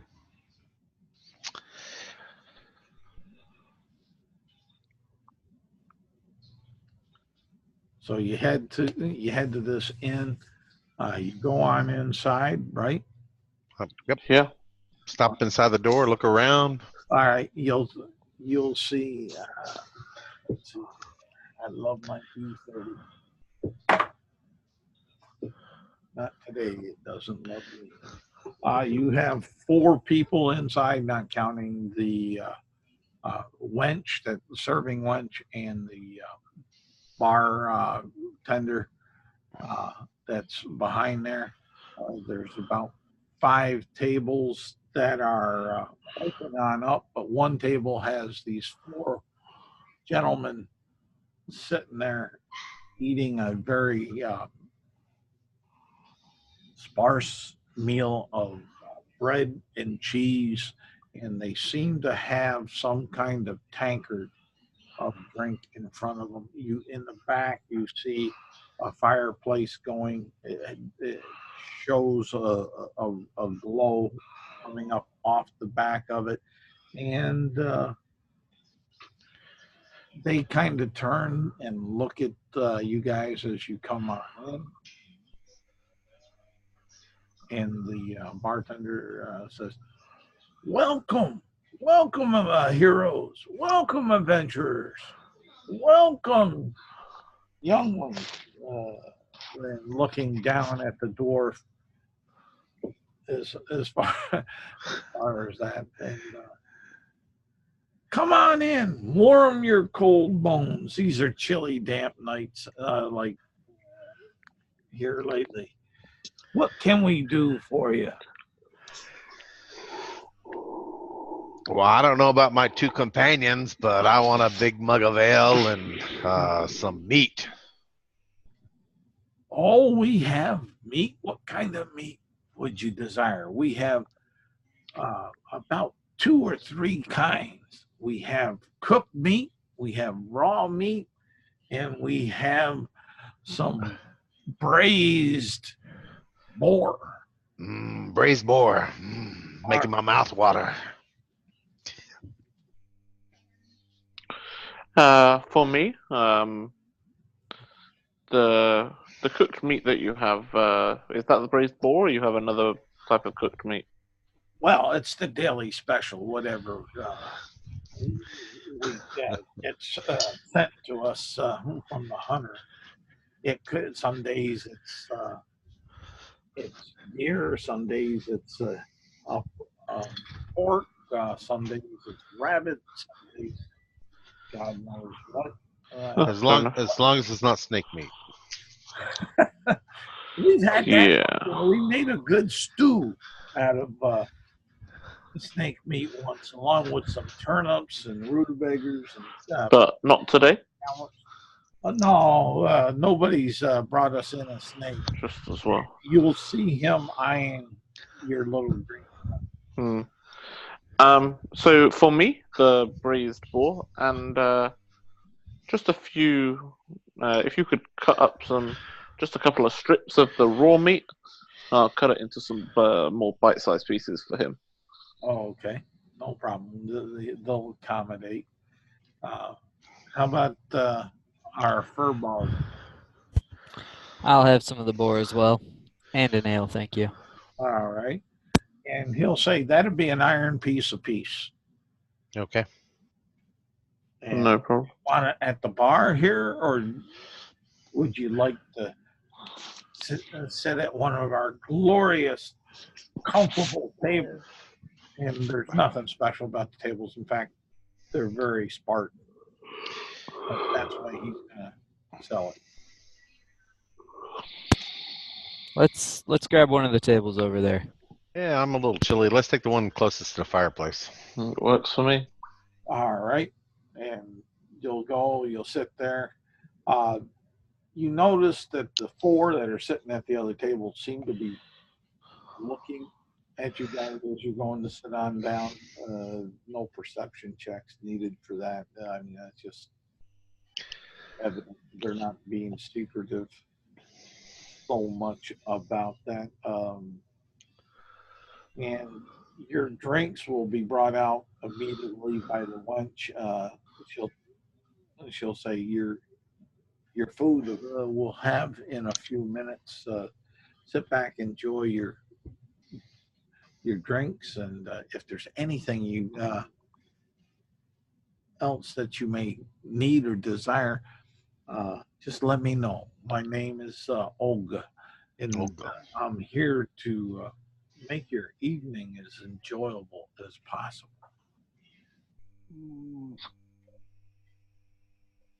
Okay, thank you, Olga. Can we eavesdrop on what the other four are talking about?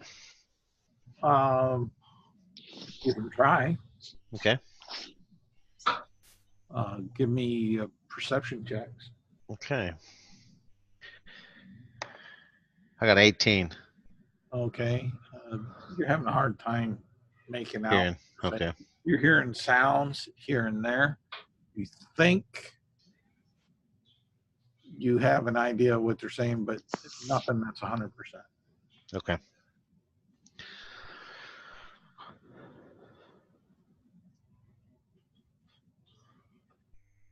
Your food comes on out. As your food comes on out and is laid out, one of the four gets up and leaves. And the other three say something to him, kind of in normal tones, but you don't quite understand what he's saying. Okay.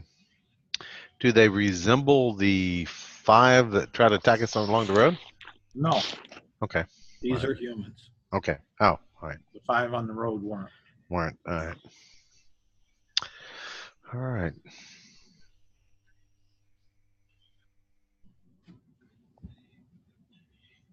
Well, when she brings the food out, when Olga brings the food out, I'd like to talk to her. Okay. Come on out. What do you want to say? Anything else that you other two want during this time or such? Not hugely for Silver. She'll obviously like the strips of raw meat that are brought out. She cuts up to make more appropriate for the snake size, and lets it eat its fill. Oh, okay. No problem. The snake could go ahead and chow down on the smaller diced pieces that you do slice up for it, and your food to come on out, and the cooked meat, and because you had the cooked meat, right? Yeah. Yeah, we. Okay. The braised boar, the ones that have braised boar, Constitution checks. The cooked meat is fine, but it's somewhat bland, not a lot of flavor. So I have a 15 on Constitution check. Oh, okay. I got a 12. Okay, that is fine. You're loving the braised boar. As far as that, it's tasting rather flavorful. In fact, you almost want to ask what spices they used on it.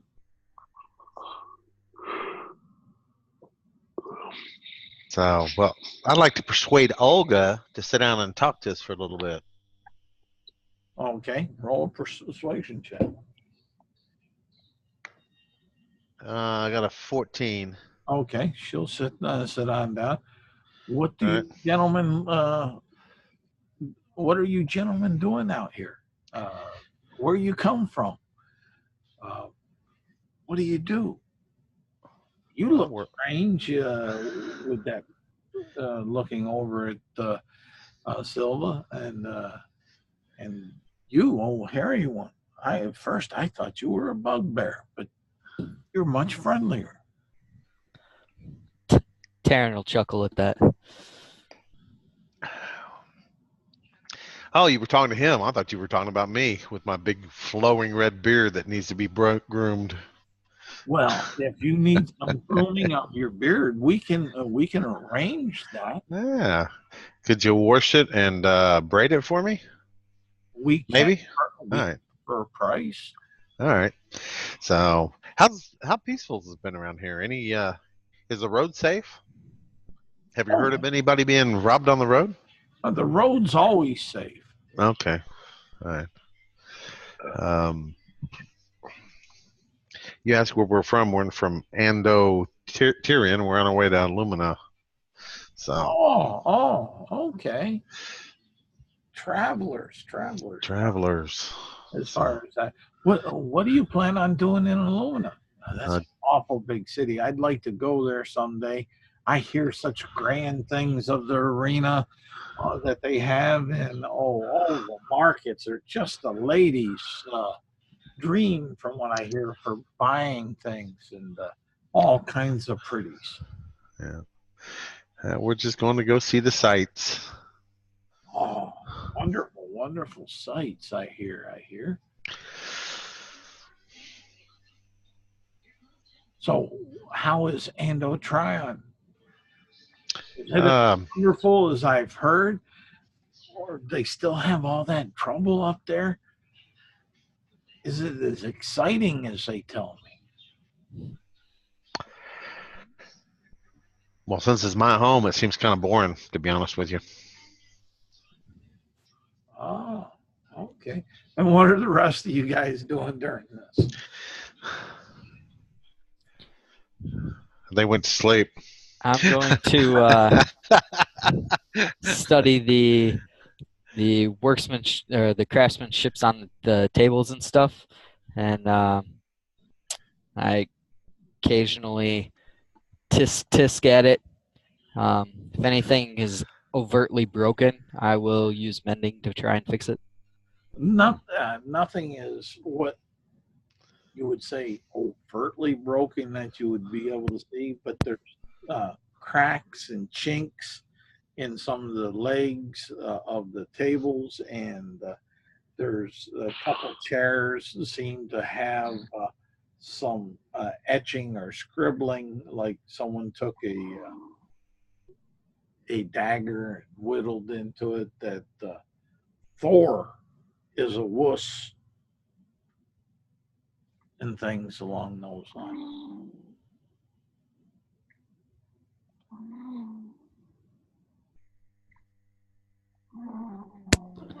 I'll go ahead and fix my stool back into tip-top shape anyway. Okay, no problem. And Ryan. Did we lose Ryan? I think we lost Ryan. Oh, okay. All right, so this is what's going on, and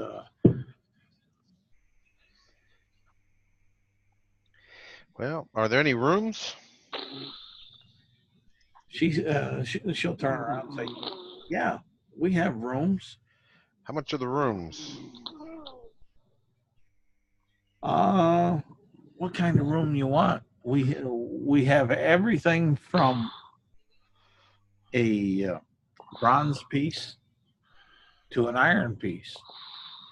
Well, I think is that. What does a room with no fleas cost? No fleas. That'd be an iron piece, but that sounds almost like someone snoring. Yeah, it does.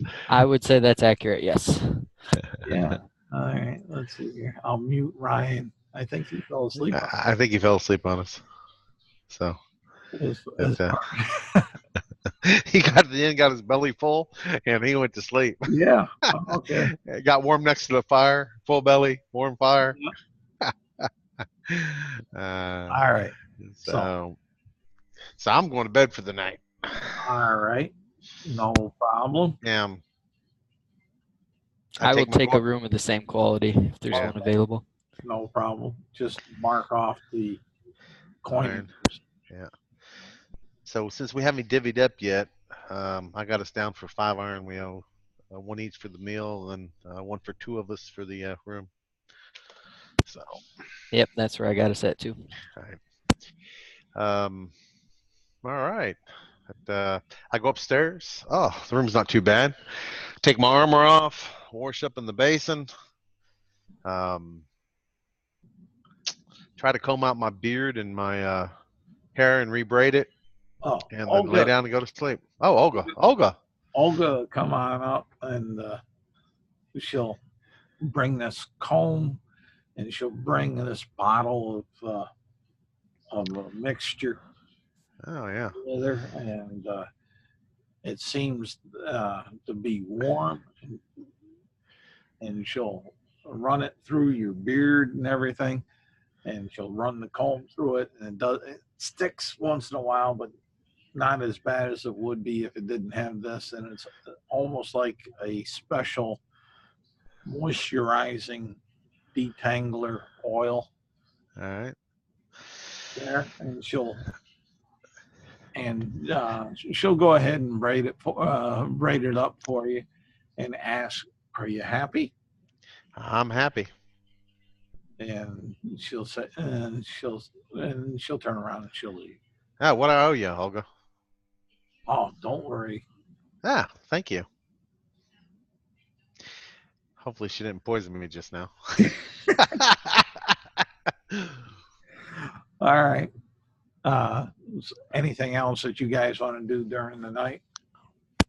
I'm just gonna wash the blood out of my fur, and I'd like to take a closer look at those weird spears that we picked up. Yeah. Okay. Go ahead.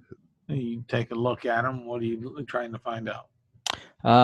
I've got detect magic as a ritual, so we'll go ahead and use that. But other than that, I'm trying to figure out what the They're not magical. okay, the rope and the what the mechanism's for. The rope. You would give me either a wisdom or an intelligence check. I got a 24 wisdom. Okay. Well, you would think that the rope there is in case they threw it so they could pull it on back to themselves. The way you were describing it earlier, I thought it had something to do with the hook end. Or let me see here. I'll try. Where's my? Let's see here. I'll take and I'll stop sharing this. And let's minimize that and get over here. I'll try to give you a picture of what all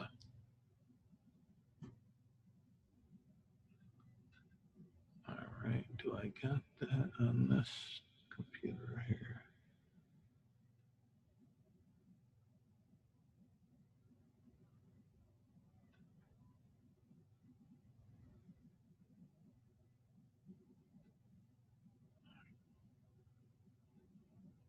I'm not.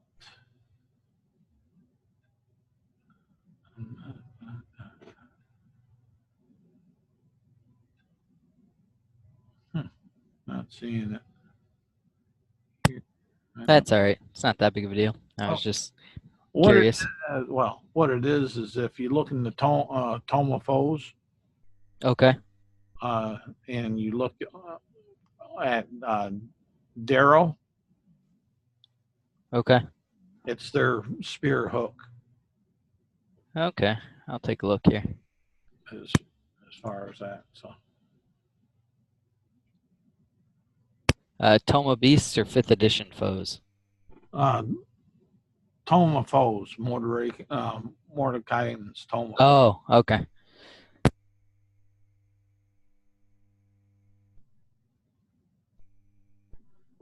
As far as that's what it will be.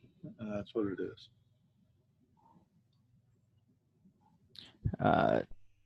Dane, tomorrow we should try to unload some of this stuff That's what I was so thinking. we're Take not it. carrying with us. Yeah, I was going to say we got to go sell it all, right? You might want to hold on to one of those light crossbows, though. Oh, that's true. Buy some bolts for it. Oh, good idea. All right. All right. The night goes by uneventful. Morning comes. You can mark yourselves down for a long rest. Okay, so no, a long rest, I get half my hit die back? Yes. Okay. Well, in So, your case, there's only one, so Yeah. So you get. oh, yeah. I got you. Oh, I see. All right. So I got it all back. Yeah. Okay. In this case. All right. All right. So long rest.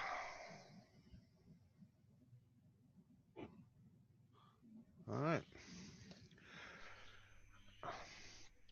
So, well, Darren, what do you think about breakfast? And then go find a market? I think that sounds like a plan. All right. So I go downstairs and say good morning. What do you have for breakfast? We have some porridge, or we got some cheese and bread. Ah, cheese and bread sounds good. Okay. And glass of ale. Okay. No problem. I think I'll have the porridge. Okay. You'll have your breakfast, and What do we owe for that? don't worry about it. It was Oh, included with the night, bed and breakfast. All right. So thank you for your kind hospitality, and we head out into the street looking for the market or the Okay. weaponsmith. You don't really see a weaponsmith, and you All don't right. see a really defined market. There's a center of town of this village that has a couple people setting up these temporary booths, Okay. but there is a blacksmith All right. down at the other end of town, or Okay. surrounding town. Jeanette. So you want to go to the blacksmith, Darren? See if we can sell these spears. Yeah, I would. I'd like to hold on to one, I think. Okay. All right. All right. You'll see this big old. You'll hear the clanging of the anvil and the hammer, and you'll see the bellows working. It seems like he has a little ingenious mechanism there to work the bellows to keep the fire hot. You see this little gnome jumping up and down on the end of the bellows, giggling and laughing like it's having fun on jumping up and down and grabbing the end of the bellows and pulling it down. Good day, sir. Good day. How may we help you? You got horses to shoe, or you need something made? We can do something for you. Real reasonable prices we are. Well, do you buy used weapons? Oh, well, not much call for them, but Okay. we could possibly do something there. What kind of weapons are you talking about? Taryn, of the 5 light crossbows, how many do you think we want to keep? Should we keep one for Silver? It doesn't seem like she used one. No. Okay. Um, And would you like one? I have one already. Yeah, okay. Well, so we have 4 light crossbows to sell, Hmm. and here they are. Okay. Well, they look kind of in rough shape, and like that. Not much call for them lately. What were you looking to get for them? Make me an offer.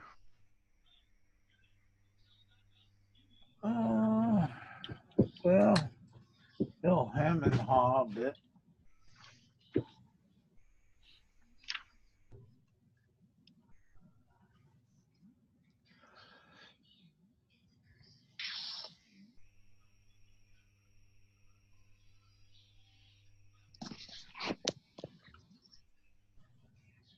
He'll say, "I'll give you 10 iron pieces for them."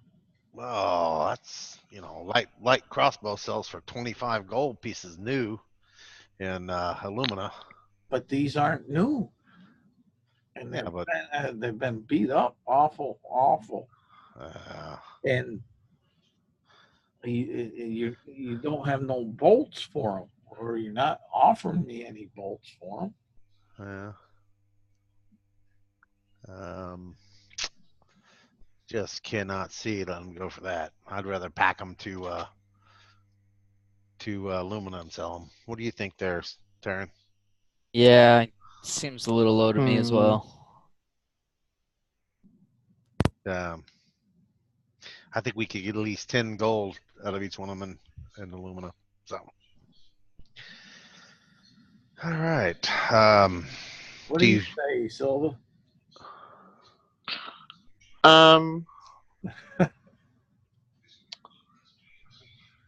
Yeah. What do you think would be a fair price, Silva? I'm sorry, Well, Taryn. Oh, Silva back? Yeah. Yes, he's apologies. back. There were problems with, I don't know what was going on. My internet's awful at the minute. Okay. So we're trying to sell the 4 The of the light 5 light crossbows, right? crossbows. I'm going to keep one, and we're going to sell the other 4. How much did he offer? 10 iron. 10 iron pieces. And sorry, Charles, remind me, how many iron pieces are there to 1 gold piece? You would ask me that right at the moment. let me double. See, it's not iron's not even in the player's handbook, so I couldn't figure that It's out. it's a bunch. Yeah, I mean, it's in the player's guide. There's the Harrywood denomination. Yeah, I got it up here. Hold on one second. it's a lot. It's a, 20 iron pieces is 1 copper piece. Yeah. And So 100 copper pieces, or 100 copper pieces is 1 gold piece, right? Correct. Yeah. So 20,000 iron pieces is... No, 2,000. No, because it's... 20 times 100, right? Sorry, yeah, I was doing 2... Yeah. Yeah. So 2,000. And new it sells for 25 gold. So, I mean, he's giving us like a penny. Yeah. He's, I could roll a persuasion check to see if I can get him to give us whatever we think is a fair price if we want to figure out what a fair price would be. Yeah, but I don't think even with a, like, I'm not sure it's possible to roll high enough on persuasion to get him to go from 10 iron up to what we think an appropriate price is. All like, right. Assuming that we think an appropriate price is like maybe 10 gold pieces. Yeah. He's going to have to more than... Yeah. I can't even... Yeah. All right. Well, I'll pack them. Okay. Do you have any javelins to sell? That's up to you, he'll say, and he'll look around, and he'll come out from this side room, and he'll say, "I got these 2 here." What are you asking for them?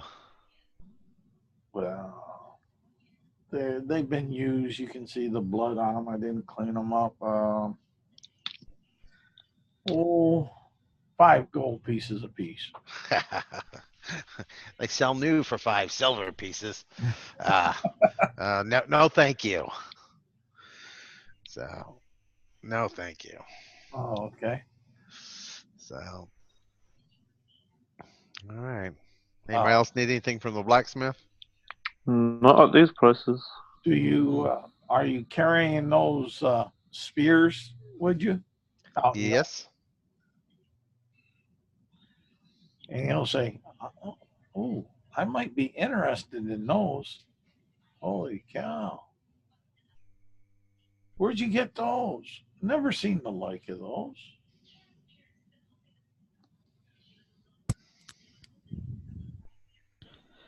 We pulled them off some bandits. Bandits. Where'd you find bandits? We we have a peaceful village here. We're good people. From the people that I've seen in your village here, I don't believe they were from here. Well, I wouldn't think that they're from here either. But bandits, bandits. Where did you encounter such an atrocity for this? Just a couple hours down the road towards Ando. Oh my goodness! I knew that those folks up in Ando Trion would bring in a bad element to the land around here. It's such a travesty. I don't think they were from Ando either. Why do you say that? Because we're from Ando. And I've never seen them before. Oh yeah. My goodness. Well, then where did they come from? I don't know. But what do you want for those? I might be interested in taking them all off your hands.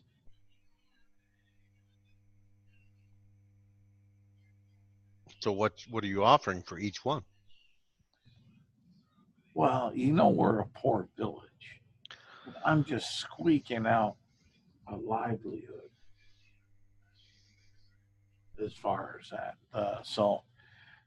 And only because they're so unique in size and style. Never seen the like before. Let me see. He'll go.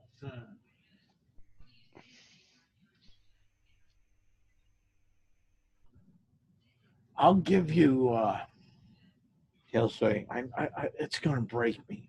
I know it, but I'm going to regret myself. I'll give you 2 gold pieces apiece for him."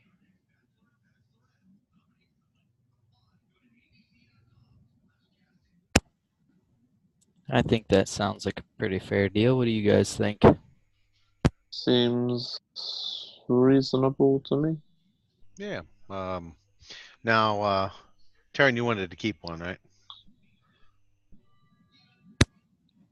I don't really need to keep one. I was just studying it. Okay. I don't need to keep one. I have my javelins. And I have no use for Okay. melee. So we have 5 of them to sell, 2 gold pieces apiece. That's 10 gold. He'll reach down into the pouch that's on the side of his belt, and he'll pull up a handful of gold. He'll drop 10 gold pieces into your pocket.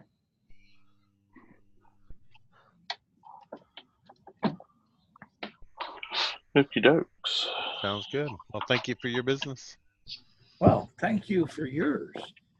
And may I ask, what are your names? I am Dane Strongbeer. I am Silver. Silver Culebra. And you can call me Taryn. Oh, okay. And where are you guys traveling to? You said you were from Ando Trion, but you're a long ways from home.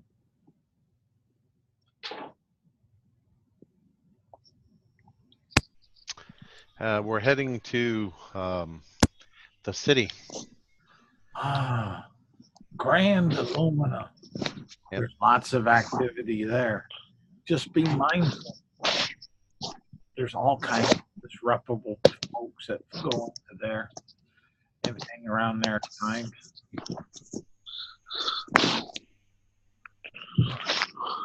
But you must check out the arena when it's open. They have the best shows of combat and skills that I've been told by travelers that have traveled back and forth.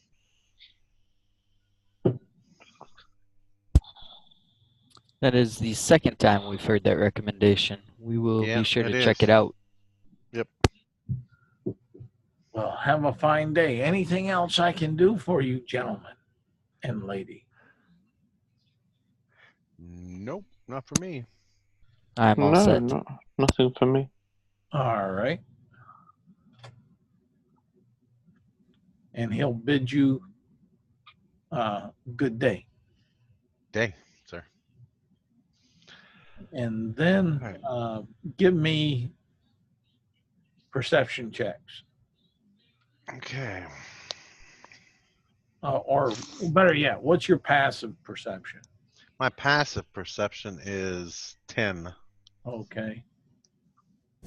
Mine is 15. Mine is 12. All right. Matt, there, Karen, you'll notice, we'll use the passive, you'll notice that the small giggling gnome rushes out after you turn and take a couple steps towards the rest of the town, rushes out, and it's not giggling.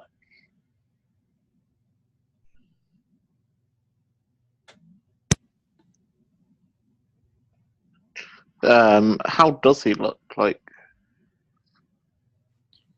is he upset? Can I make an insight check maybe? Or I can make an insight check probably. Are you going to point him out to point it out to the other two, or just yourself? I'll just go with the insight for now, because Okay. if it doesn't come back with anything, then there's really no reason to point him out. Go ahead. But I got a 27, so. Wow, that's a high insight I rolled a 20. for a first level character, but you'll pull away that he just seems extremely focused.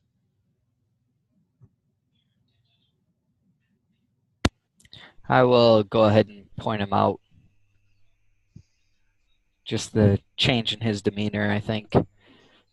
Okay. Especially given the interactions we had.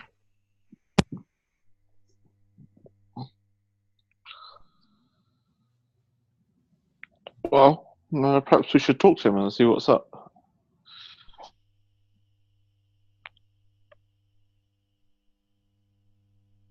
I don't think that's a bad idea.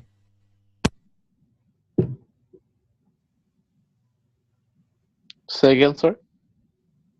He said it didn't sound like a bad idea. Okay.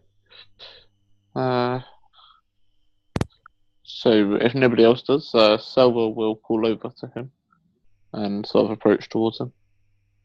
And he just doesn't pay Silva too much mind, just stays kind of running on the direction that he was. It was like down this one, you'll see a couple buildings that are off the side. One looks to be a house, another maybe a barn, and there seems to be not really a street, but a wide alley that seems to be heading down that he's running towards.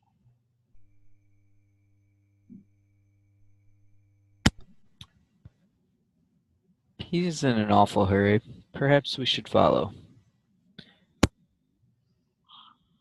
Yes, that seems a sensible course of action.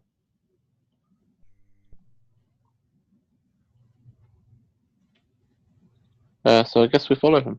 Okay. Roll me stealth checks.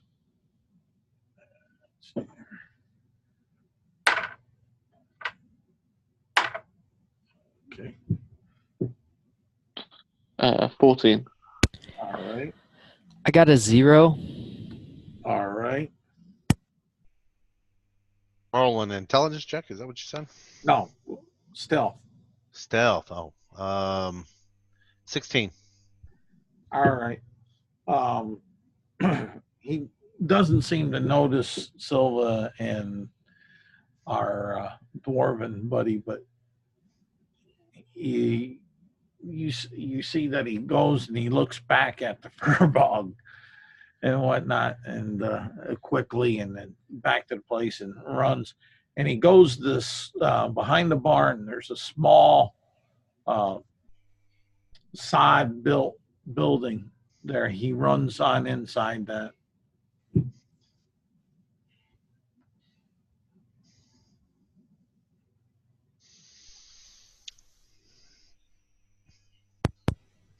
So I'll move up next to the door to see what I can hear and to see if I can peer into the opening with using my dark vision to see what I can see. All right. There's not much of an opening unless you open the door. Okay. But to hear, give me a perception check. I rolled a 19 and perception is 0 plus, so 19. What's the other two doing? Nothing for now. She just sort of follows along and. Okay. Actually, she'll cast whenever she feels it's necessary. She'll cast guidance on whoever's likely to be making the next check. Okay. And there, Ryan, you did get a long rest by being in town and sleeping. Okay, awesome. Just to let you know, I know you weren't in there. I think. Thank you. Matt, you do anything?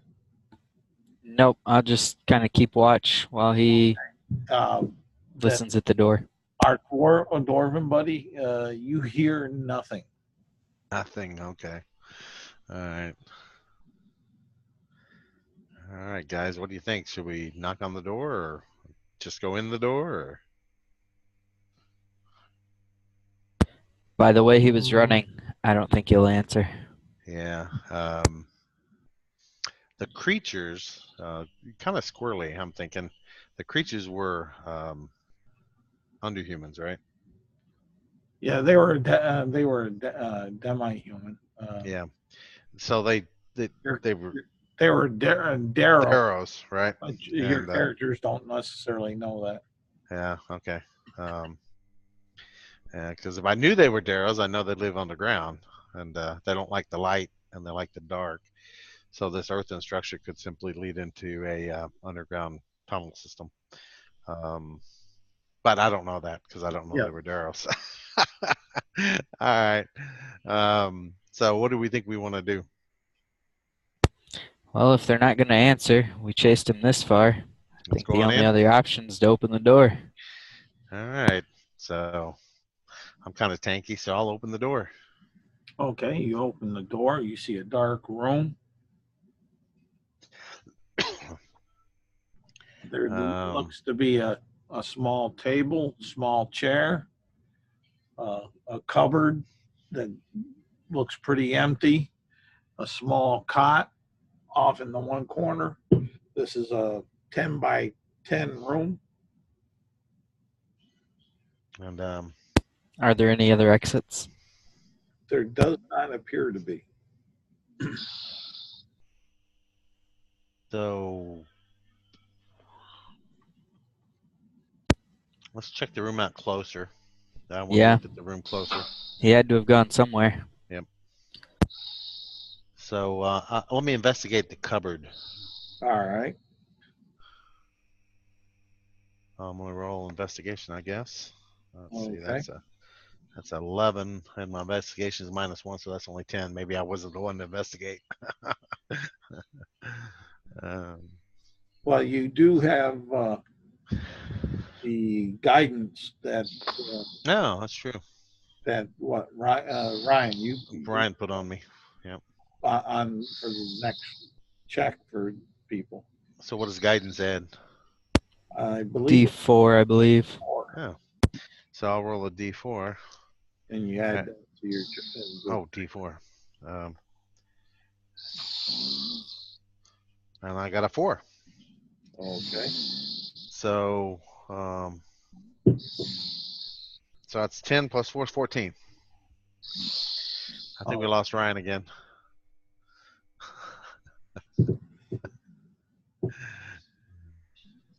Maybe.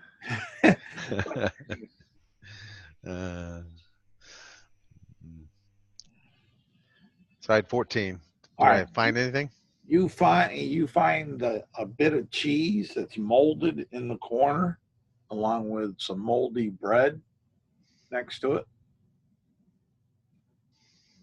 That's it, huh? Yep. So the cupboard doesn't move. It doesn't cover an opening. Okay. We had to go somewhere.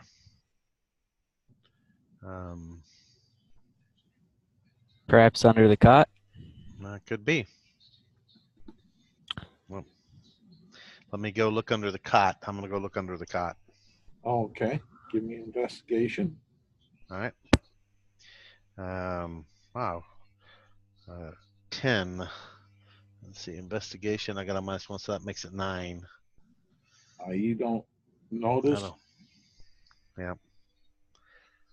I don't notice anything. No. You want to investigate there, Taryn? See if you can see anything I missed. Sure. Hold on one sec.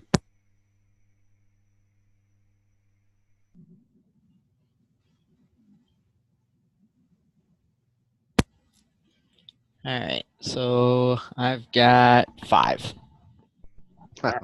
You don't notice. Yeah. Well, we can't seem to find him. Aside from the cupboard and the bed, what else did you say was in the room? A table. Table and a chair. Yeah. And the floor, there's no rugs on the floor. The floor's solid. The floor appears to be solid. Yeah. Let me do a perception check to see if I perceive anything that's out of the ordinary. Okay. And I got a 19 plus 0, 19. All right. You feel underneath the table when you're walking around looking, you feel like you feel and smell. You feel a cooler whiff of air coming up from underneath the table, and it smells a little musty. Okay. All right. So I'm going to push the table to see if out of the way. Okay. So I guess that's just strength, right? You can move that. You don't need to. Okay. All right. It's not a difficult task. You All move right. the table away, and you'll notice that there seems to be a crack around the floor, about 2.5 feet by 2.5 feet by 2.5 feet square. Okay, let me investigate and see if I can find a way to open it. And I got a 17. -1 is 16. Okay.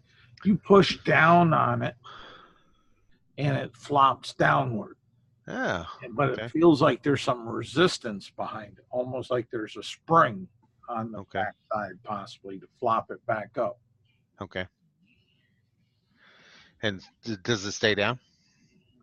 And when you let your hand off it, are you talking about? Yeah. No, it flops back up. And so I'm holding it down. I look down on the hole with my dark vision. What do I see? You can see that there's a tunnel that goes down probably about 25 feet, and then you can't see any further. It's a ladder that goes down. It's not really a ladder that It's goes. kind of a slope from the Kinda. door, slope down. Okay. Maybe kind of like a pole, like a fireman's pole.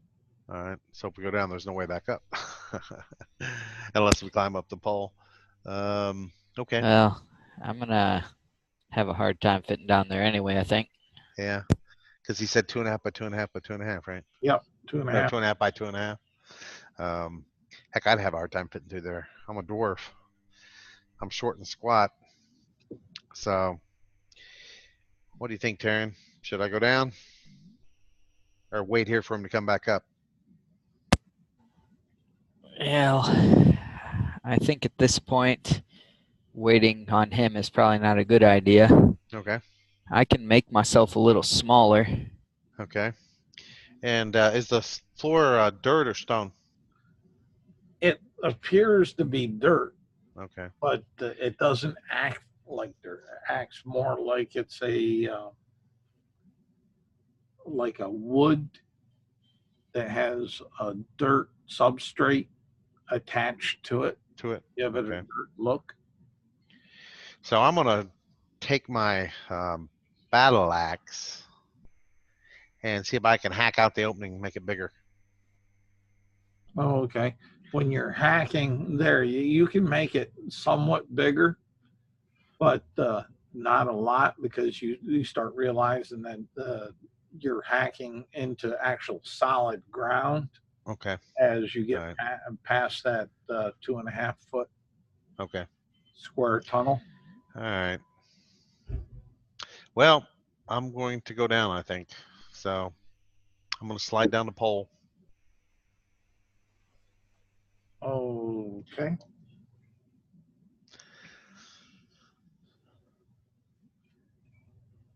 You slide down the pole. Give me either an acrobatics or an athletics check. Okay. Well, athletics, I got 5. All right. You grab that and you start to go and slide, but you slide real fast. Fast, yeah. You actually fall off the pole, Yeah. land, and take 6 points of damage. Wow. Okay. You're laying on the ground there, hurting a little bit. It's bludgeoning from Okay. falling. All right. All right. What do you see down there? What do I see down here? Well, when you get yourself up and turn around, you see a dark tunnel that goes straight out to your, we'll say you stand straight up from the pole, so it'd be to your left. Okay. And it goes as far as your dark vision. Yeah, so it goes further than my 60 feet of vision. So How big is it? It's about 3 foot by 3 foot. The ceiling from floor to ceiling is 3 foot. So it's a crawling tunnel. All right. Well, for you, maybe not for a gnome. Yeah. Yeah. Am I going to be able to fit down there? You could probably squeeze yourself in, but you'll have a hard time moving about and doing things. You could possibly get stuck if you get in the wrong position. Yeah. You definitely can't fight, and you wouldn't be able to spell cast, because you wouldn't have the movement unless it was a verbal only spell. Anything semantic, you wouldn't have the movement for your arms to do the semantic movements required.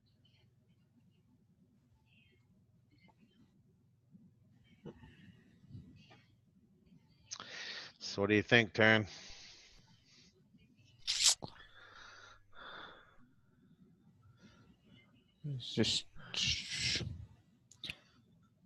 Well, I don't think we have much other choice. I mean, our other option is forget about it.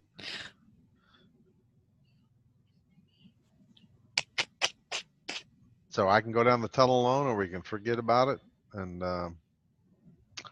Too bad we lost Silver. She'd fit down that tunnel. I don't know. She's she's humanoid size. She's like Yeah, a yeah, that's true. she could probably squeeze. Well, let me crawl. The tunnel's small enough that I can crawl down and back up, right? I mean, because I'm a dwarf. So let me crawl down 60 feet and see what I see. See if it bends or opens up in the room, and then make a decision there. What do you think? Okay. All right. I'm going to crawl down, crawl into the hole.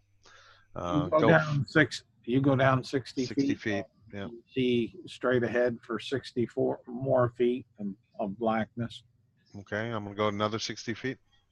You go straight 60 feet and you see another 60 feet of blackness. That's 180. Okay. 180. All right. I'm going to go another 60. Okay. As you go another 60, you're seeing what looks to be blackness. But as you hit the last 5 foot of it, give me a dex check. Okay. 13 plus 1, 14. Okay. You go sliding on down this gradient there for 60 feet. Okay. And then you come to a stop at the bottom that's rough. You kind of get knocked about a bit, but because of your size and that you just barely fit in here crawling, your nose went down, hit the dirt and head, but your feet popped back on up, hit the top of it, and kept you kind of in the position that you needed to be. Okay. So what do I see at the bottom of this gradient? You see a tunnel that goes for 60 more feet. And All right. black. I'm gonna crawl another 60 feet. Okay. You come to an end of what you see here, and there looks to be a pole at the end of that. Okay. Going up.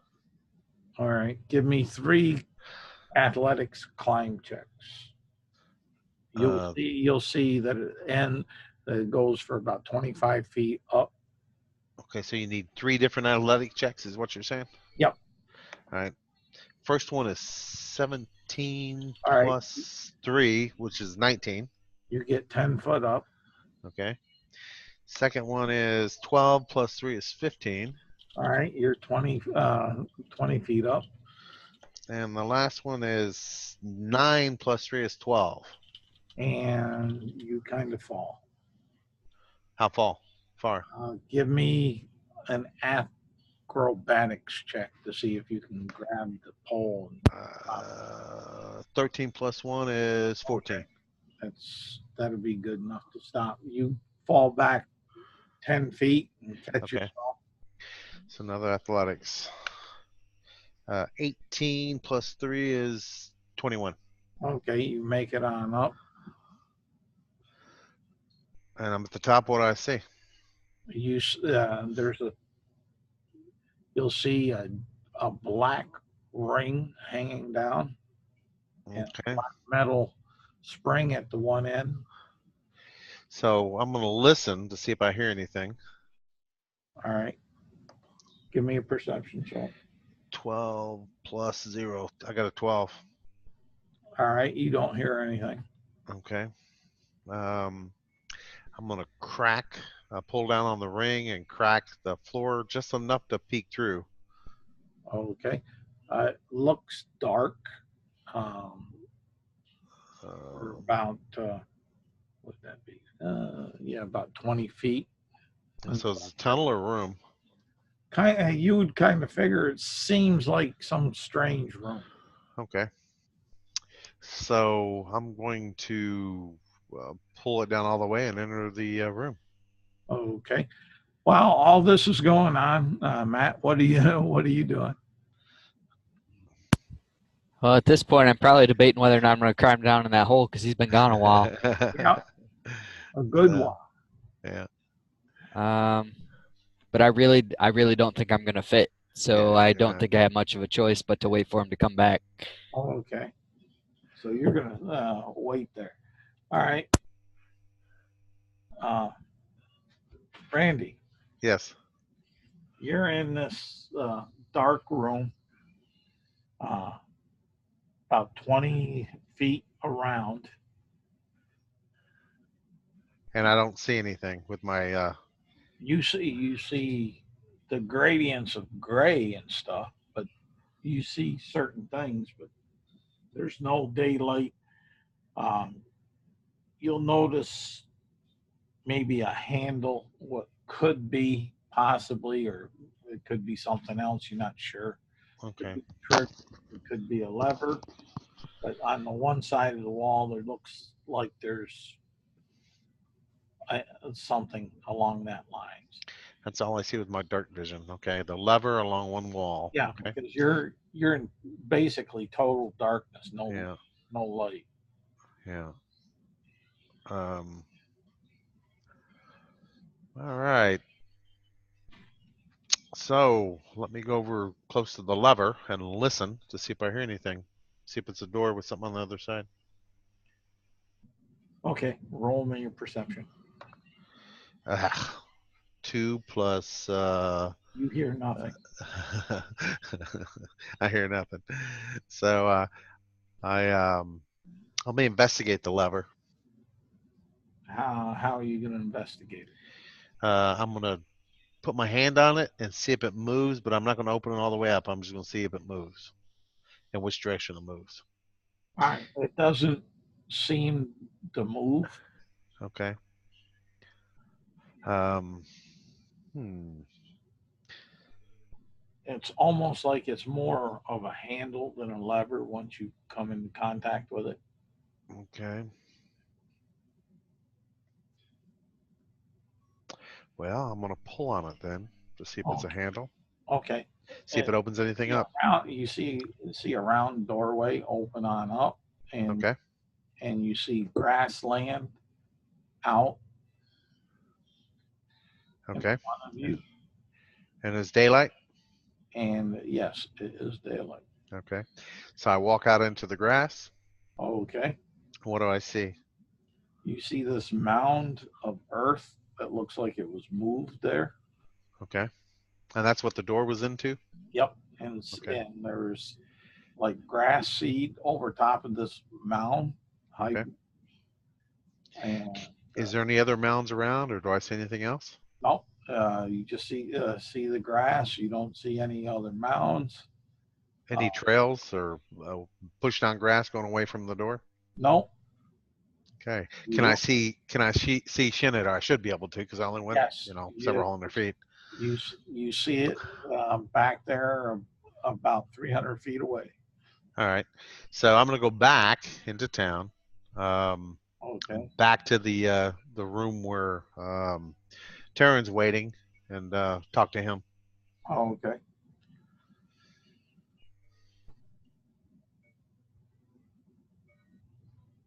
Taryn, Matt, I'm here. yeah, All right. you got your dwarf buddy talking to you. He just didn't actually say anything. Oh, I'm sorry. I didn't realize I was back. I'm sorry. I'm back. Hey, Taryn. I followed the tunnel all the way through into a room that came out of a burrow, a earthen mound that had a round door in it. And so it was just a way to get out of town, in and out of town without being seen. If you want to go out there, let's check it out. Yeah, I'm really suspicious about where this guy's headed now. Yep. So we go back around and to see what we can see. All right, you'll find the earthen mound, no problem. And you looking inside it? Yeah, we'll go inside and show Taryn because he's got better perception, I think, than I have anyway. So Okay. Taryn won't find nothing okay. other than what you Already saw. Yeah. All right. So we go outside and look around, I guess. Maybe you can perceive Yeah. something that I couldn't see. see if I can make a perception here. Maybe find some tracks. Find out where he went.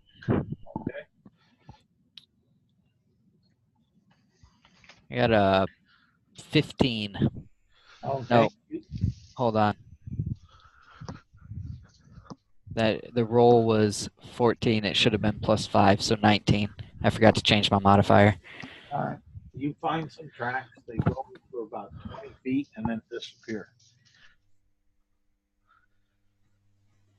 Hmm. Well, what do you make of that?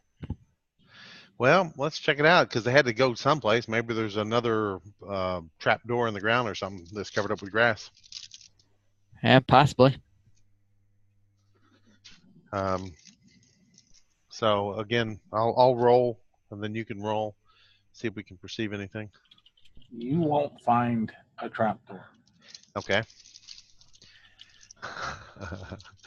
Do we see anything or perceive anything out of the ordinary where the tracks stop? No. Hmm. What do you think, Taryn? I think something really fishy is afoot. That's Yeah. what I think. I don't know how somebody could just disappear without a trace in the middle of nowhere.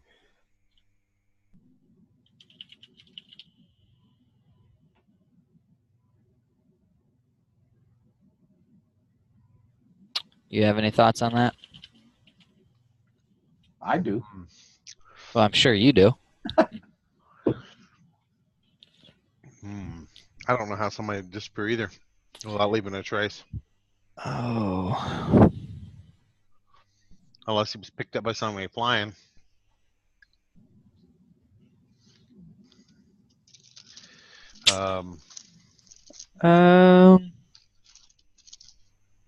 You got any spells to? I mean, the only thing I can do is I don't think this comes into play. My divine sense lets me detect good and evil until the end of my next turn. So it lets me know the location of anything celestial, fiend, or undead within 60 feet. That's all. Are you What?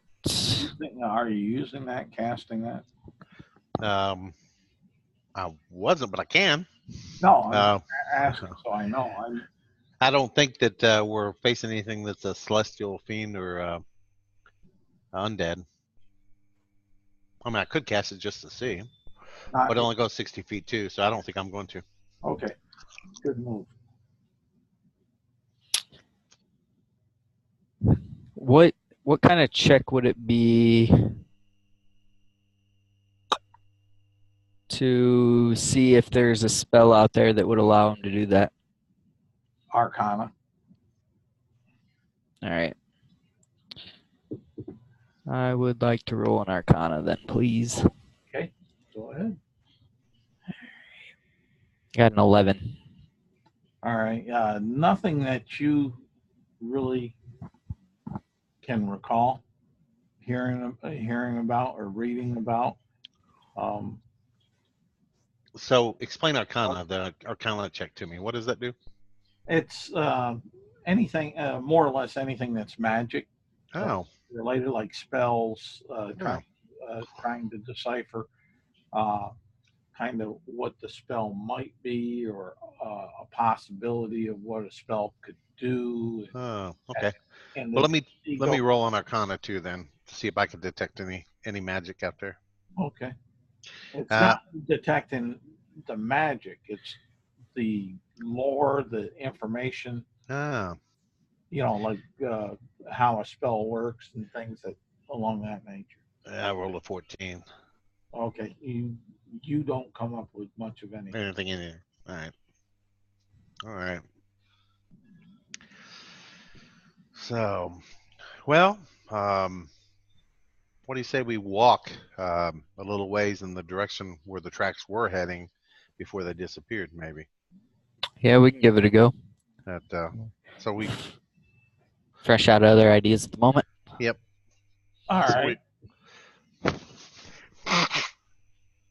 So we walk a ways, 100, 150 feet, see if we see Okay. anything. Give me perception checks. I got a 4. I got a 17. No, a 22. Rolled a 17. 22. Oh, okay. You'll notice that you see some tracks about 30 feet up from where the last time you saw them, and they look about the same. Okay. So we're going to follow those tracks.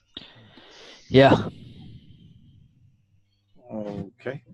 And you'll follow those. They'll take you back to the road leading to Illumina. Is it close to where we took out the bandits?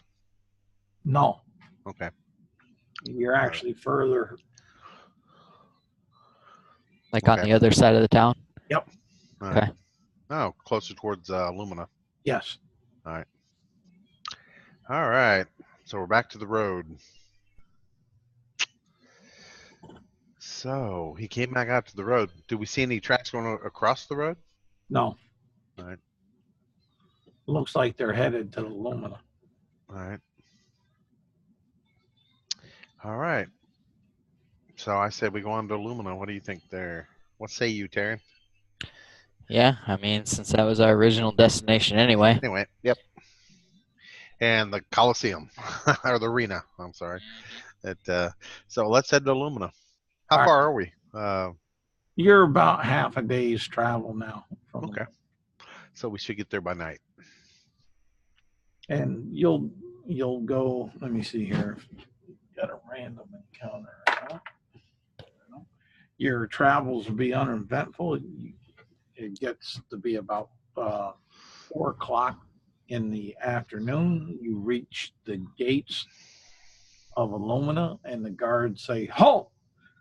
Who goes there? What's your purpose here in Illumina? You have papers?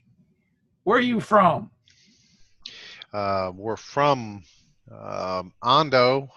We're here to see the guild master for UAG. We have a message. Can you produce such a message? And I can. Okay. He'll look at it. He'll see Federo's seal. Yep. And he'll say, "Okay, fine. Come on in. Be on your way. Don't cause any problems. We won't. We'll lock you up." Have you ever seen a dwarf called Strebble? Many a time in here, they can't keep their liquor in them too well. Yeah. I can. My last name's Strongbeer. Yeah. All right. So, good guard, watchman, can you point us to a good inn and tavern that you could recommend? Oh, sure can. I can do that. Oh, shoot. I didn't want to do that, though. Let's do it this way. Yeah, sure can. I recommend the Silver Chalice. Okay. Thank you. It'll be on your way. Let's see here. And yeah. Can I get like 2 minutes to run up to use the restroom? Sure. Yeah, no problem. I'm going to wrap this up here. In a minute anyway. And also, can you point us or give me directions to get to the guild hall for UAG? Oh, you're needy. You're needy. I know. As far as that, and he'll say, yeah, he sure can do that too. Okay. But let me get over here, and I want to share this. Oh, there we go. And I want to go ahead and I'll use this. Come on. There. And right here. And right here is the gate that We came in. Okay, so we're on Regal Street. Yep. All right. And when Matt gets back, we'll. All right.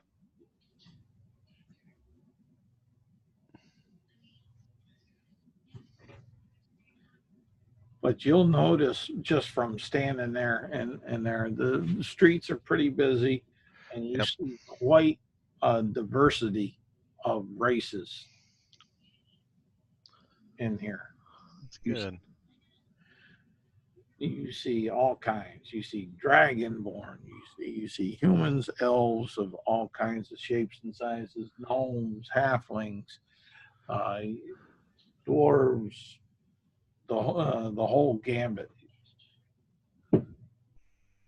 of races in this city. Just while you're standing there talking, moving about the different streets and such. There's even some races that you might not even know are a race that you see there. Yeah. Kind of like a war forge and such. All right. All right. It's more like a construct.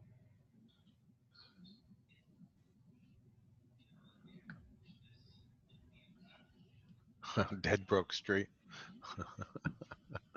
That's because they went down Cut Purse Row. Something like that.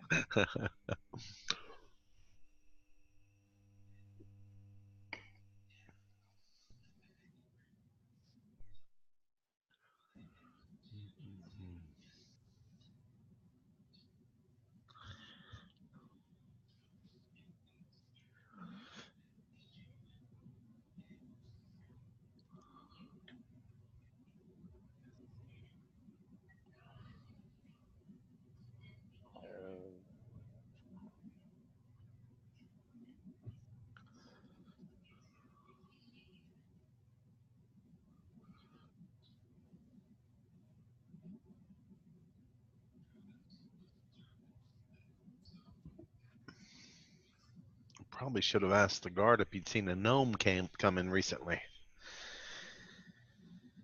Yeah, but you didn't.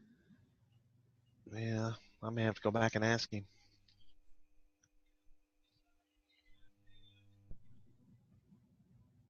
All right, guys. Sorry about that. That's all right. And light bodily functions do it. But right here is where you were at the gate coming up to the guard, and you saw all kinds of races from here, and giving you the directions. Just go down straight down Regal Street till you come to Silver Street. Take a right, and right there you'll see the silver chalice. Okay. And right across the street is the UAG. Oh, right there at number one. Number one and number two. All right. That's right. And good man, by the way, have you seen a young gnome come in recently? I've seen all kinds of gnomes. Don't you see them? They're all about here. All right. But like the last 30 minutes, come in the gate from out the same way we came. No. Okay. All right. Not in the last 30 minutes. Maybe an hour ago or so, I saw a couple come on in. Yeah. You know what direction they headed? Oh, no, I didn't pay attention to those silly things. They're always giggling and tee-heeing about something. Okay. Thank you. So, Sylvia, you want to go and see if the guild hall's open and deliver the note before we do anything else? Yeah, I think the chance of us running into that gnome probably isn't very high. No, it's not. I said Silva too, and I'm in Terran. Sorry. Yeah, All right. well, seeing how he's not here, I don't think. Yeah. I figured you were talking to me. Yeah. He's here. He's just, she's awful silent, contemplating and sulking, playing with her green snake. Yeah. All right, so we'll go down to the UAG guild hall. You go on into the door. Yeah. The door. Are any of you perchance evil? No. Nope. Okay, good. I am. You can go through the door. No, it's about the guild hall that. Yeah. Technically out of game. If you're playing a character in the UAG, player characters are not supposed to be evil. So. Yeah. No. I'm good. Okay. You go on through and you'll see a little human lad, about 14, come on up to you. What can we do for you?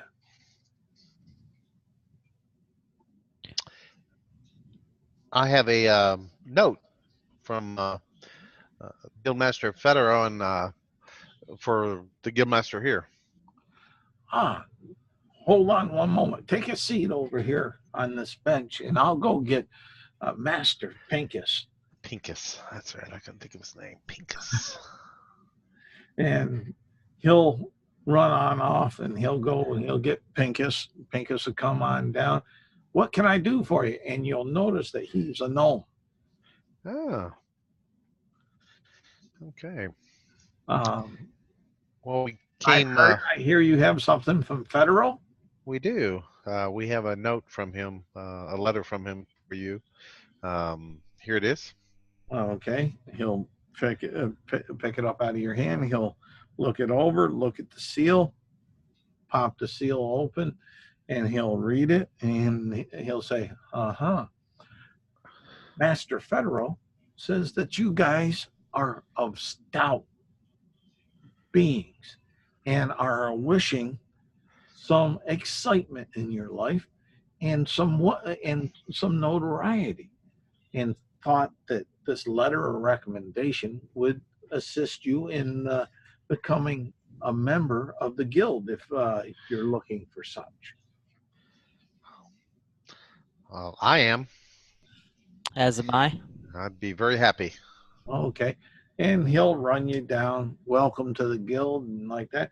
And the dues are 10% of the take that you on from your jobs and such, and what you find, and to help keep up the guild hall, and there's certain benefits with it, and such. Do you have places to stay this evening? No, we don't. You're new to town. Oh, no problem.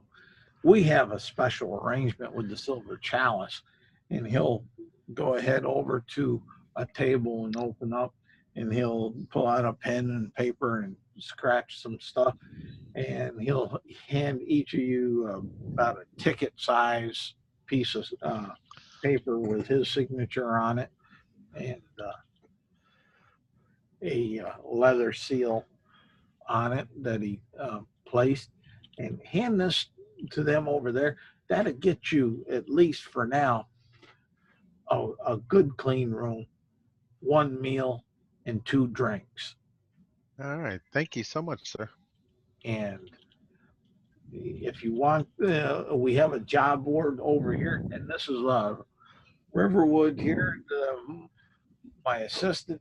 And we have certain accommodations here and things to help, but we got a job board over here and training room there. We have a free clinic for in memory of one of our members' mother that perished, Store's mom. That's over here. And don't forget that go down to the Pincus's general store there. We guild members get 10% off the price of things. The benefits of membership. Okay. Awesome. Where was that at? That's down right here. Number Okay. 5. It was just called the general store, or did it have a name? Pincus's general store. Like Pincus, like the guy we're talking to? Yeah. Oh yeah. Yeah. Okay. So The Enterprise. No, I guess. you'll recognize the name because in Ando Trion, his name is spoke a lot. And if you were to sign on to a contract, because he actually owns Ando Trion yeah. Oh. through a Okay. legal battle and everything. Thanks to the one guild master that we have that came up with it. It was a sweet game too. Cool. I fell going through a tunnel, slid down a pole, and banged myself up pretty bad. You say you have a healing hall here or healing room? Oh yeah, just right on over. Go around. It's attached to the guild hall, but you got to go around outside up Regal Okay. Street there, and you'll see it right here, door entry. All right. And somebody's in there that can help me out. Yeah, I believe it's 1C. There, Okay. we have acolytes and young clerics and stuff that donate their time and such to help out the needy of the city and Okay. guild members. All right. So when we want a job off the job board, how do we go about doing that? Oh, just come to the guild hall. Okay. Find, look at the board, and if there's a job that interests you, just let us know. We'll take it. We'll either add you to the party if they need more than what shows up, or we'll take it on down if you and a bunch of friends or other guild members are going to go and take the job on yourself. All right. Awesome. Well, thank you so much. All right. I think I'm going to go around and get healed up and then go to the end. Make us say, and your names are? My name is Dane Strongbeer. Oh, okay. And you, furry one? You may call me Terran. Terran Ironhands. Oh, okay. That's an unusual holy symbol you have around your neck. I pay deep reverence to the god of smiths. We have a guild member here that is a smithy. That he in fact, you see that beautiful sign that we have out there, the Unnamed Adventurers Guild. He actually made that while he was apprenticing as a smith. Yes, I did note the quality as I was coming in. And such. So we have quite a diverse group here, and hopefully you find it well worth your time, energy, and over here. He'll point to this one wall. It's the wall of honor and memory, and it has fallen guild members, and also has a name plaque there of Storr's mother that fell in one battle. Here we keep the memory of all those of the guild that fall during righteous battle up here. Very nice. So, and there's that. You'll go to the you're going over to the chalice after all that. Mm-hmm. Okay, you'll get your meal, your rooms, and everything, and such. And I'll stop the recording. And